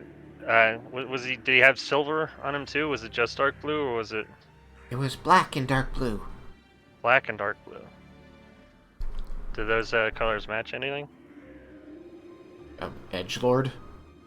It's edgelord now, so there's no like God's colors in it. Okay. Not off the top of my head, no. Okay. So we don't know if that actually means anything, but You notice the only people who seem to be particularly interested in wearing intentionally the colors of gods are clerics and some paladins. yeah. So the blue might have just been a coincidence. Yeah. Not wearing the Raven Queen's colors. Or maybe he was, but doing it to spite her. He did pretend to be a cleric with the Raven Queen when we first met him. Wow, that's so bad, right? It is, yeah. He's a bad guy. Wow, bad guy! And he So we can stole stay from with us. you, He right? stole my cart and my horse. Yeah, terrible. What does steal mean? It means he took them away from me without my permission. Oh, yeah! So we can stay with you, right? I mean, for now, at least. We You're do delicious. intend We go would like after to stay with the- you. What? No. We can't take them back to the city. There's a city? Yeah. No. Is it safe? No. There's dragons. Is it Lots- delicious? There's lots of horrible dragons out right now. You're In the safe. city? You're You guys safe have to a home steer. you want to go back to, don't you? It seems like you're lying to us. We know what lying is now. No, there's dragons out there. I didn't say they were in the city. But that would make the city safe. Your mind tells us it is so. I mean, just think of Tuca. See how safe the city is, actually. That was a very safe city. They have a bubble, Until the dragon came. and then the bubble protected people. Does this other city have a bubble? Nope. No bubble at the other city. Can you make a bubble? No, I can't make a bubble. We can teach the people of that city to make a bubble. You know how to make a bubble? A big bubble like that? We learned Or from like a your little brains. Oh goodness. So I don't know how to make that bubble, so I'm not sure how you learned from my brain how to make that bubble. I have to apologize. I lied. But I learned it from him. They indicate Yukikaze. What? I did not lie. Look. Let's be frank. Tell us who Frank is. And nobody gets hurt. Tell us who Frank is. We want to be frank. You can be Frank, okay. Your name is Frank now. Alright, I'm Frank. If we Hello, go to Frank. the city, then there will be people that we can feed off of. And it does not hurt them. And we will be safe. And then the toy maker can't use us anymore. Listen, what was my knowledge, or what's our knowledge on those things again? Of Floomphs? Yeah. Roll Arcana. It's like, Wait, did I meet Roll Tim history last time? for what Lara Mendes told you about them? Yeah, you were at Garland. You can roll history, all of you. If only I rolled better on the other ones. I got a 25. I got a 21. People remember what Lara Mendes says. 7. Prepare to be 17. disappointed. Prepare to be disappointed. Yukikaze is like Add up Lara all Mendes. of this. Let's see. Well, History is a 0. If I add this, that's 1. I actually have a proficiency in history because of the type of character I made. True. Yeah, it's the same here. I got So, because I'm a noob. with a 17, you all can remember that when you were in the Underdark and you helped Rezim fight the Elder Brain, that you encountered Floomps there, and they told you about the Mind Flayers and wanted to help you get rid of the Mind Flayers because the Mind Flayers were bad and dangerous for them.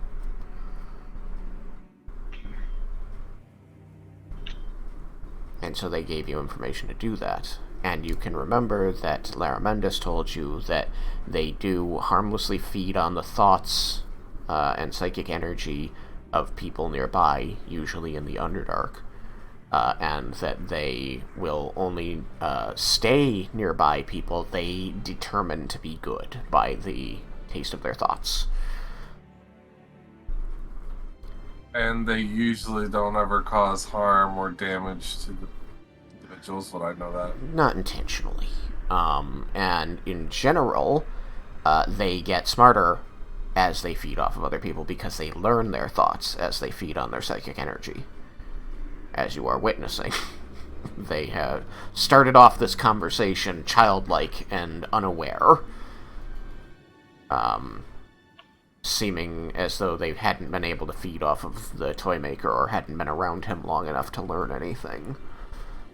And then, while they've been talking to you, their vocabulary and critical thinking has improved drastically.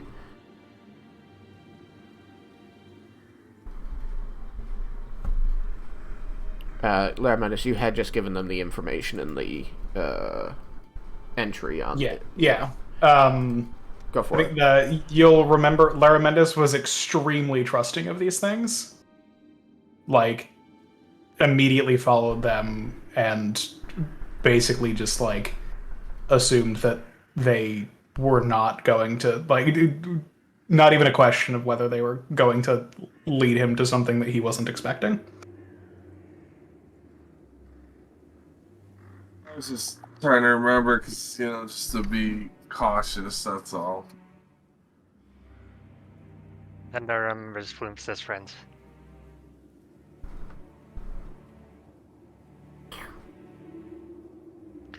Yeah, they're good little creatures, they don't hurt people.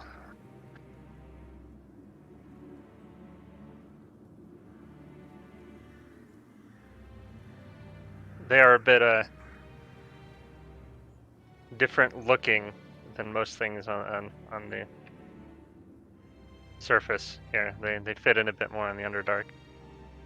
People might be off-put by the look.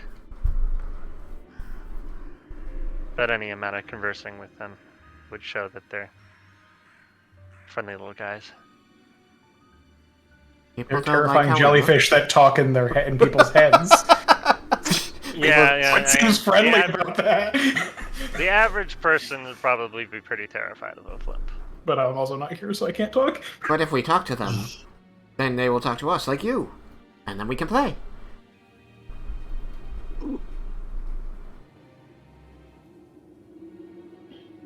Not if We they're can all scared hear by this it. conversation, right?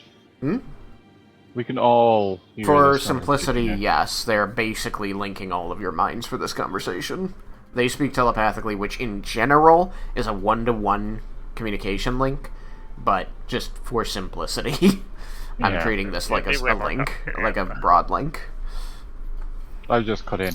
I'll just bring them back to the city. We would like to go to the city.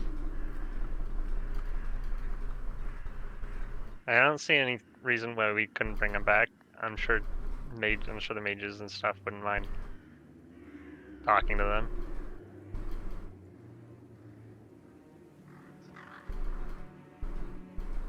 Well, Vendar, you have been reestablished, so if anybody's going to be able to get them in, it's going to be you.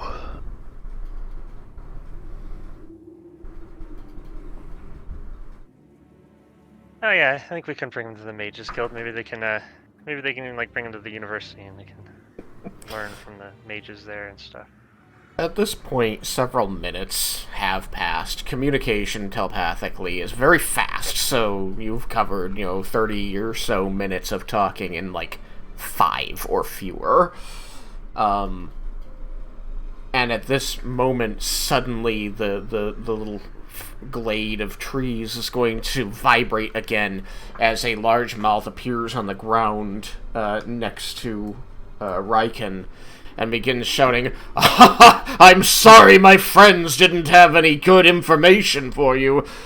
Well, certainly you'll learn something if you pee on this stick." And you see a stick start glowing red. Go on. No, I know it sounds weird, but trust me. No, trust me. So the flimps are still around, right? Yeah. You guys know what that is?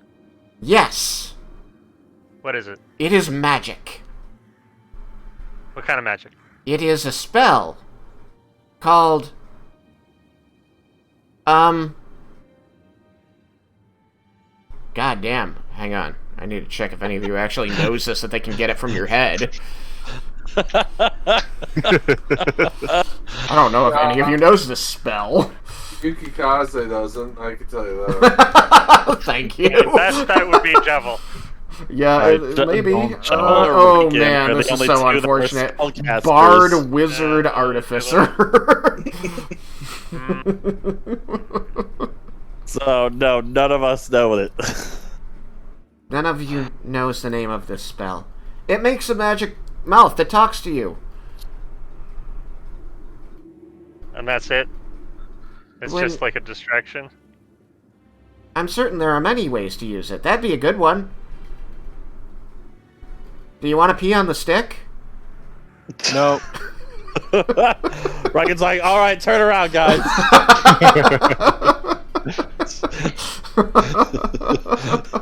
No one was looking at Riken, so what does he want? The flume starts Everybody staring look at intently me. at you, trying to see what you're about to do. I have a performance. He has like the opposite of performance anxiety. I'm ready to go. Are you going? Wait, hold on. Riken, are you going to pee on the stick?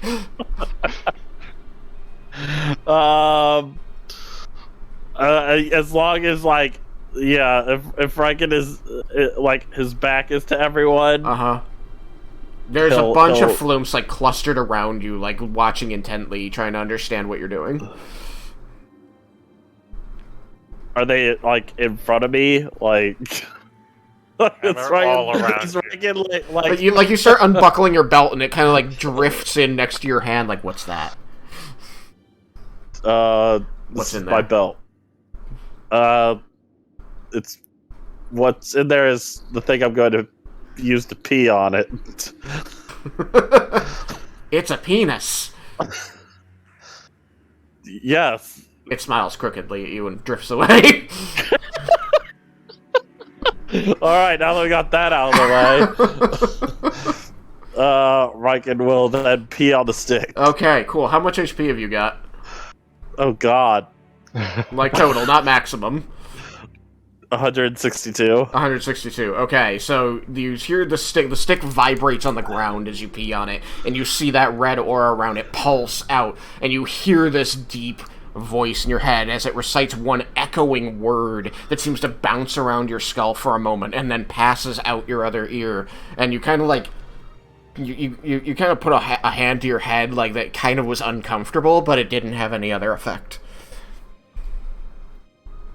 It's a power kill. No. Oh, of course not, no. No, of course not. It's a good thing I was at full health.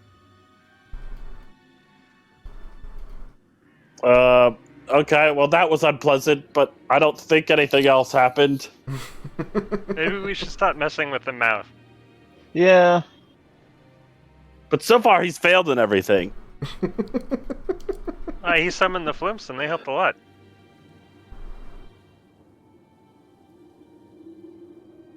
Another mouth opens and says, "Well, now that you're all unconscious or dead, it's unfortunate that you'll never be able to follow me to my secret hideout in Sudaran." Alright, we have we have a lead. Where in Sudaran? It could be a lie, you guys. Could easily be a lie. Or it could be the But truth. it could be the truth. No. He seemed pretty sure that we were all knocked out or dead. Yeah, and the spell's responding to us. It hasn't been responding to us. It's literally just been saying what it's been told to say. You would notice that this mouth has never responded to any questions at all. Okay, so Yeah. I mean, I guess we could ask the commune about it. I definitely would not just trust the mouth that has been. We have learned about lying, and we believe this mouth also knows about lying. Yes, I would believe that too. Maybe we should head back. Sidon's pretty far away. I'm pretty sure. I don't think he's that far. The toy maker laughs a lot. We miss that. Laughter is jovial. Is that voice the voice of the toy maker? Yes. All right. Do I recognize the voice? You know, you're gonna have to roll some real big history for this. My mulligan. Yeah, I can't stop you from mulliganing. Spend the points. I don't actually know if I have any points. And I don't have inspiration. I might not be able to do this.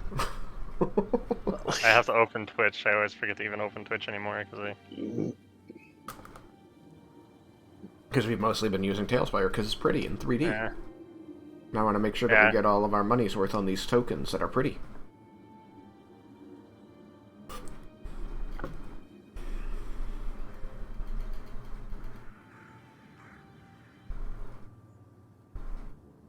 Oh.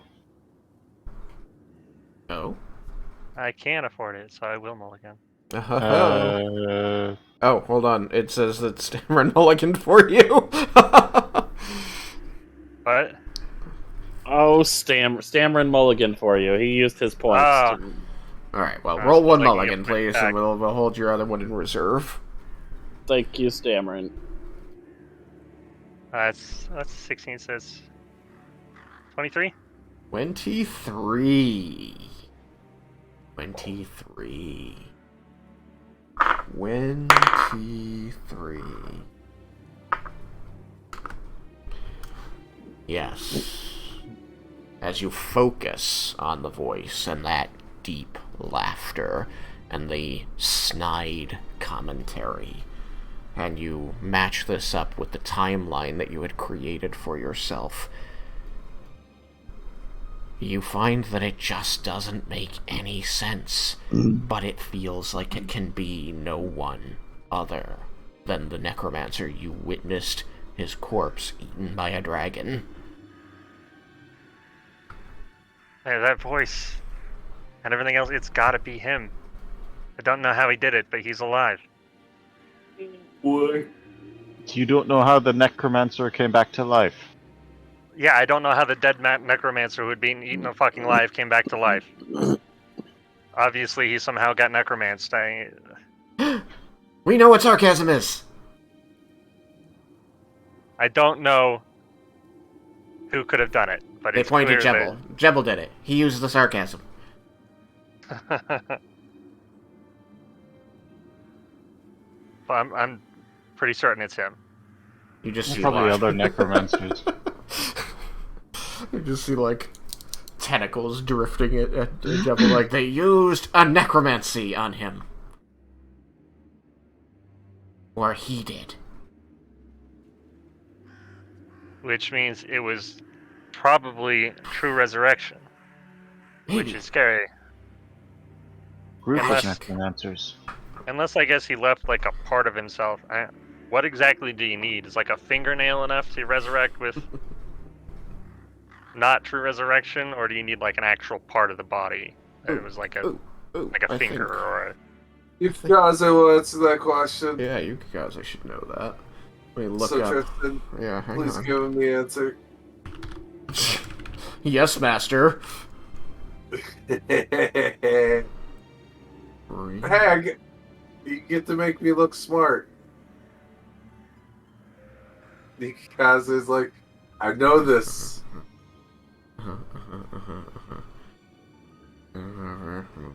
Diseases. Oh, Closes mortal wounds and restores missing body parts coming back from the dead. Yeah, I think that you could probably... It says that you use it on a dead creature that has been dead for no more than a century, and it says that it closes mortal wounds and regrows missing body parts. So I think that you could do it with just a finger, even if you used Resurrection, which is a 7th level spell. Just a finger or a fingernail? I mean, it says that it closes mortal wounds and regrows missing body parts. So as long as you've got something that technically counts as part of the body, you could regrow a person from it, I believe. So that certainly makes it sound like if they had a strand of hair or a fingernail, that they could have rezzed him with that. So it's possible, and he would have known that. So it's possible. It's entirely possible he made that. He had apprentices capable of casting that spell. I would say like hair and nails wouldn't count in my thought process, but like part of a finger I would agree with. But... I definitely think part of the finger because that's like flesh, and the hair and nail question is because like those are part of you, but they also they die and fall out. Yeah. So it's like dead skin and shit. And it's like, Yeah. But Tristan Yeah, but if you cut off someone's finger, and you are talking about resurrecting dead bodies. Yeah. Yeah, he's talking about the spell Resurrection. So 7th level. hair and skin and fingernails being dead kind of seems like It's true. It's all dead at that point.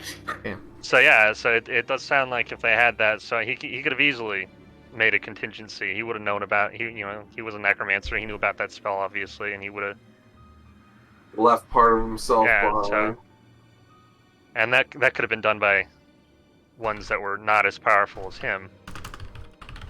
So that he could have been resurrected by his apprentices via that. But I'm pretty certain it's him. Well, Too bad Cyrus disappeared with his sending stone. Gonna have to wait for Lair to get back. I'm gonna send to Christopher and tell him. It's unfinished business. Yeah. But since we know who he is, that should make it much easier to locate him. Try to get sent to him and say, "Stop doing stupid crap." Ugh.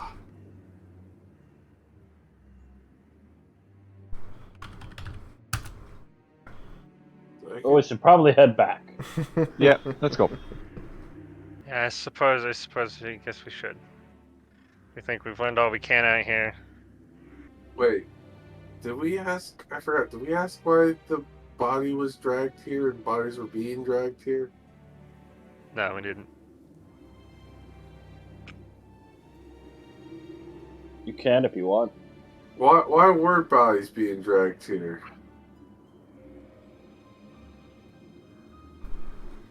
I was assuming it was a trap for the spell that we walked into.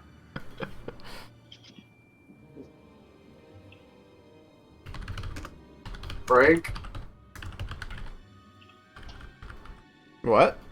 Frank? I said Frank. Oh, Frank. Frank, why were the bodies dragged here? We were not told his purpose in bringing them here, but given all of the evidence around us and the continued chiding of the magic mouth and the very clear intent of the nearby spells to kill or incapacitate, we believed this to simply be a moderately clever trap for people who would pursue the Toymaker. Okay. I just wanted to confirm. Thank you, Frank. You're welcome.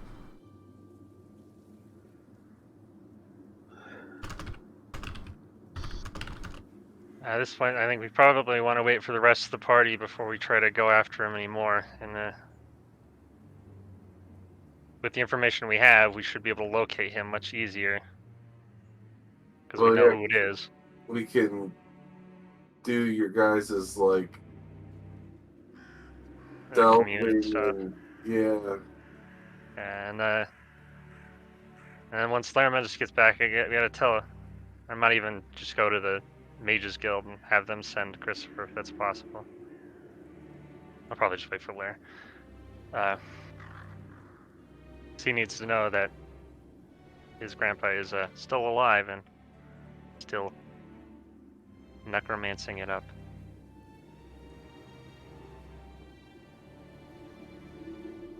Possibly in Sudarin.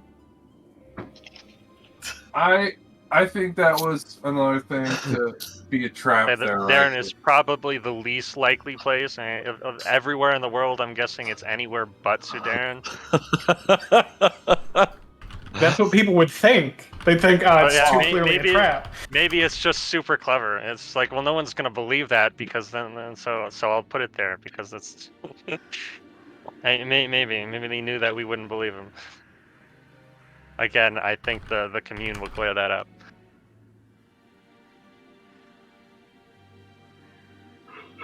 Indeed. Okay.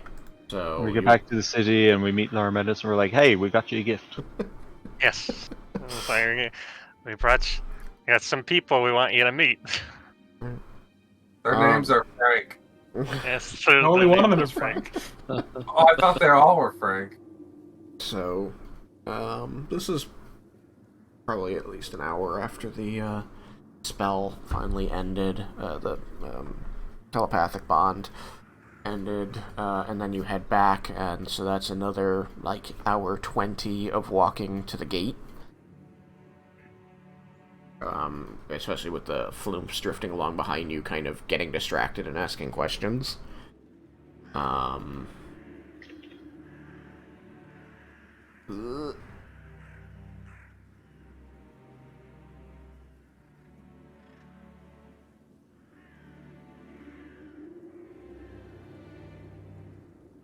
think I'll just take one flumph and make it the, I'll make this Frank. Bloom 2 was Frank, by the way. It's not anymore. Oh no! Flip 9 is Frank. It just happens to be the one I grabbed.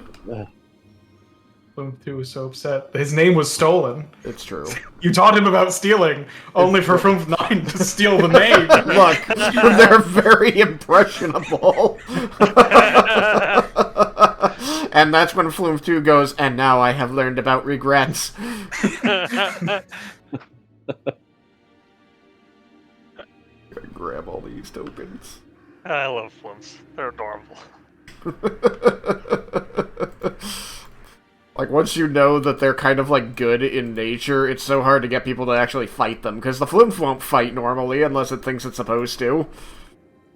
Yeah, you know, like the first time I ran into him and Riken was killing him, bashing him with his axe. Well, they believed that they were supposed to fight. Mm-hmm. And now, we know them as I love flumps. I did find it funny. I was like, roll initiative. I'm like, I'm not gonna fight these things. So, unsurprisingly, as you head back into the populated areas of the field, heading to the bridge and the gate beyond, you do start... I am going to recommend that we stand in front of the flumps on the way back. They're just sort of floating around you, like... They're not a column or anything like that. They're just sort of drifting this way and that, but ultimately following it. Almost like dogs on a leash. They just sort of, like, orbit you guys. Drifting in and out randomly. You can try to surround them, but, like, they're a flying creature, so they'll just keep drifting around you. How big are they? I think they're small. Let me see.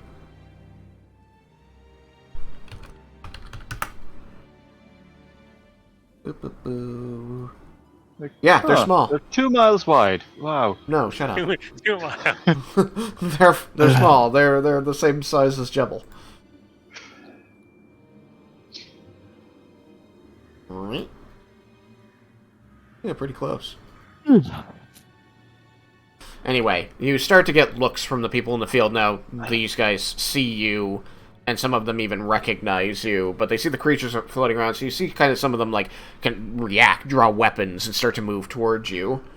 I will make gestures and stuff that say it's like, it's okay, these... Like, they're with us. They're not dangerous. They're friends. There's no need to be alarmed. They look at you a little incredulously, but they see that you're not being attacked, and they just sort of, like, shake their heads in disbelief and go back to hoisting nasty bodies onto carts. As you get to the gates of the city, which are, covered in guards at this point, but have still been thrown open in a way that is just so out of character for the city. As far as this party has ever visited it, it was always in times of war. So the bridge was submerged, the gates were closed. Them being open with the bridge raised is just, especially like constantly. You almost didn't imagine it was ever like this. Now, of course, Vendar, this is not surprising for you, as you have lived in Espara all your life and have known it in times of peace, and know that generally the gates are open. Yes, I've been to Everwatch many times in my youth when the gates were open. This is true. And so the guards do, like, stop you, and you see them, like, signaling to others to begin closing the gates, and say, we will help you destroy those creatures before you enter. It seems you've picked up something. You cannot track it into the city. So I was like, no, and I'll explain what flimps are and that they are friendly and they are with us, and that I will take any responsibility for, I take responsibility for them, so. They watch for several moments, even up to a minute, as the flumes continue to drift around, and then one of them, like, suddenly, like, shudders back and, like, grabs his head and says, I can hear it! I don't like it! What's it doing? Be calm, be calm. They are telepathic. Yeah, They are I think friendly. it's just talking to you. Yes, it just wants to talk to you. They're very friendly creatures. They are going to hold you here while they summon a voice that they trust to speak on this. And we're okay with that, we don't want to cause an issue. And about a half hour of standing around in front of this gate as the flumes say, but why cannot we just... why must they always make this difficult? The flumes seem to be gaining more and more personality as they come in contact with the thoughts of more humanoids. You are eventually going to see a couple people coming down, and it is the Archmage Theron Ethian, flanked by two guards with their halberds, as the gates are opened enough for him to pass through as he walks up to the group. He looks over everything and looks around at the flumes with mild interest. And then he finds Ryken and says, your small friend, he told me that he was looking for my assistant. Did he find her?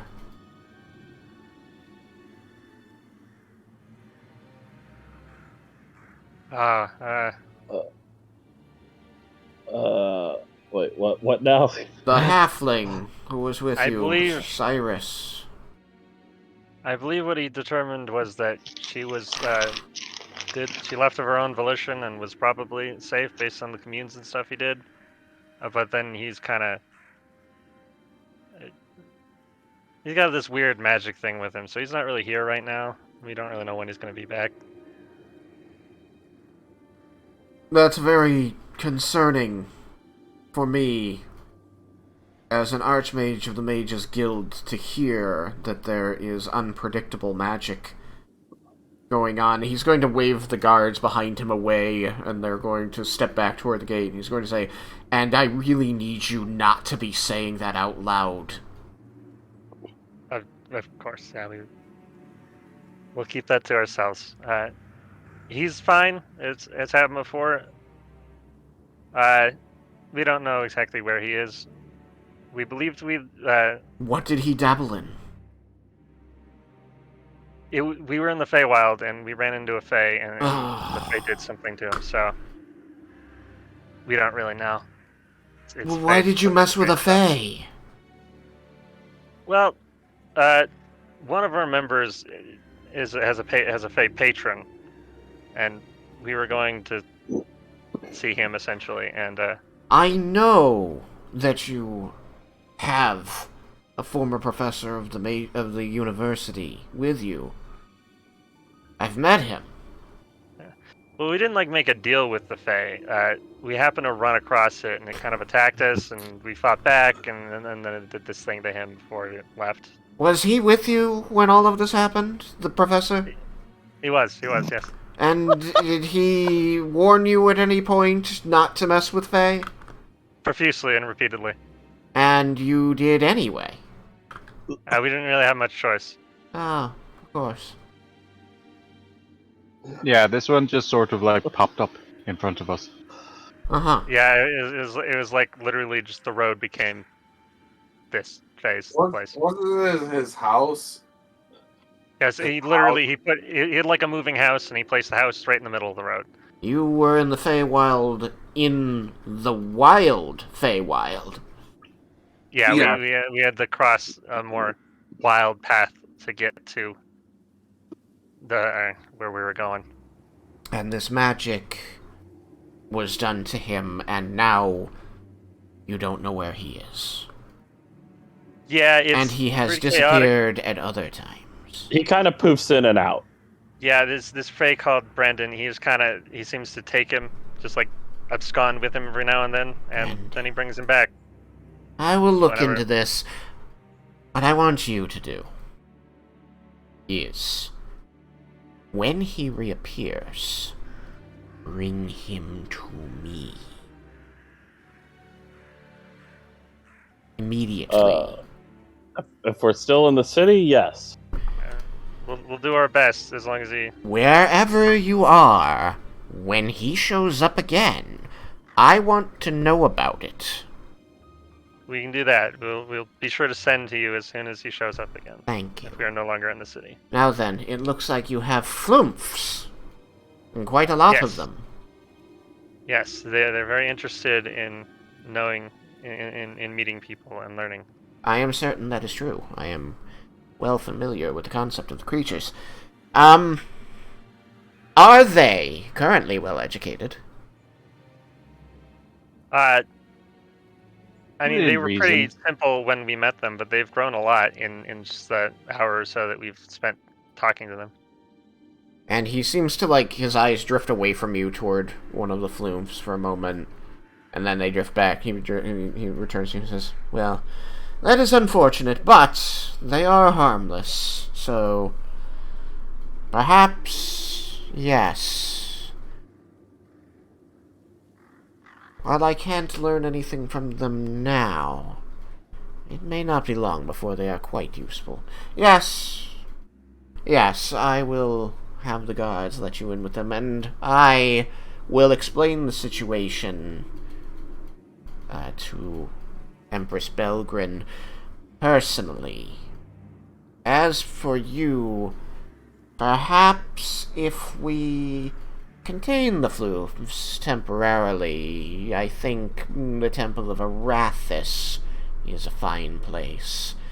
They will like the order there, and Empress Belgrin will like knowing where they are until we can settle things a bit better. I will escort you there, if you're all right with that, although I'm not really asking. Yes, we are of course fine with that and happy to follow you. Very good. Excellent. Very, very good. Now then, with those two things out of the way, yes, he's going to turn to the guards and say, yes, we are coming in.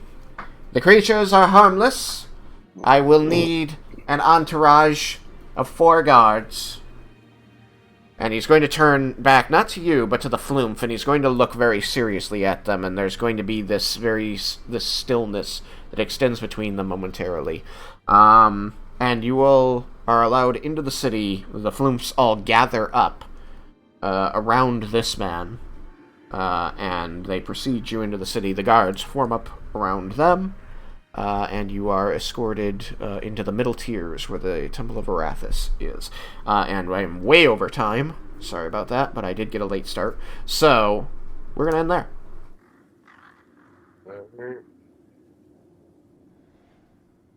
If I everyone learned was a lot of useful information. It did.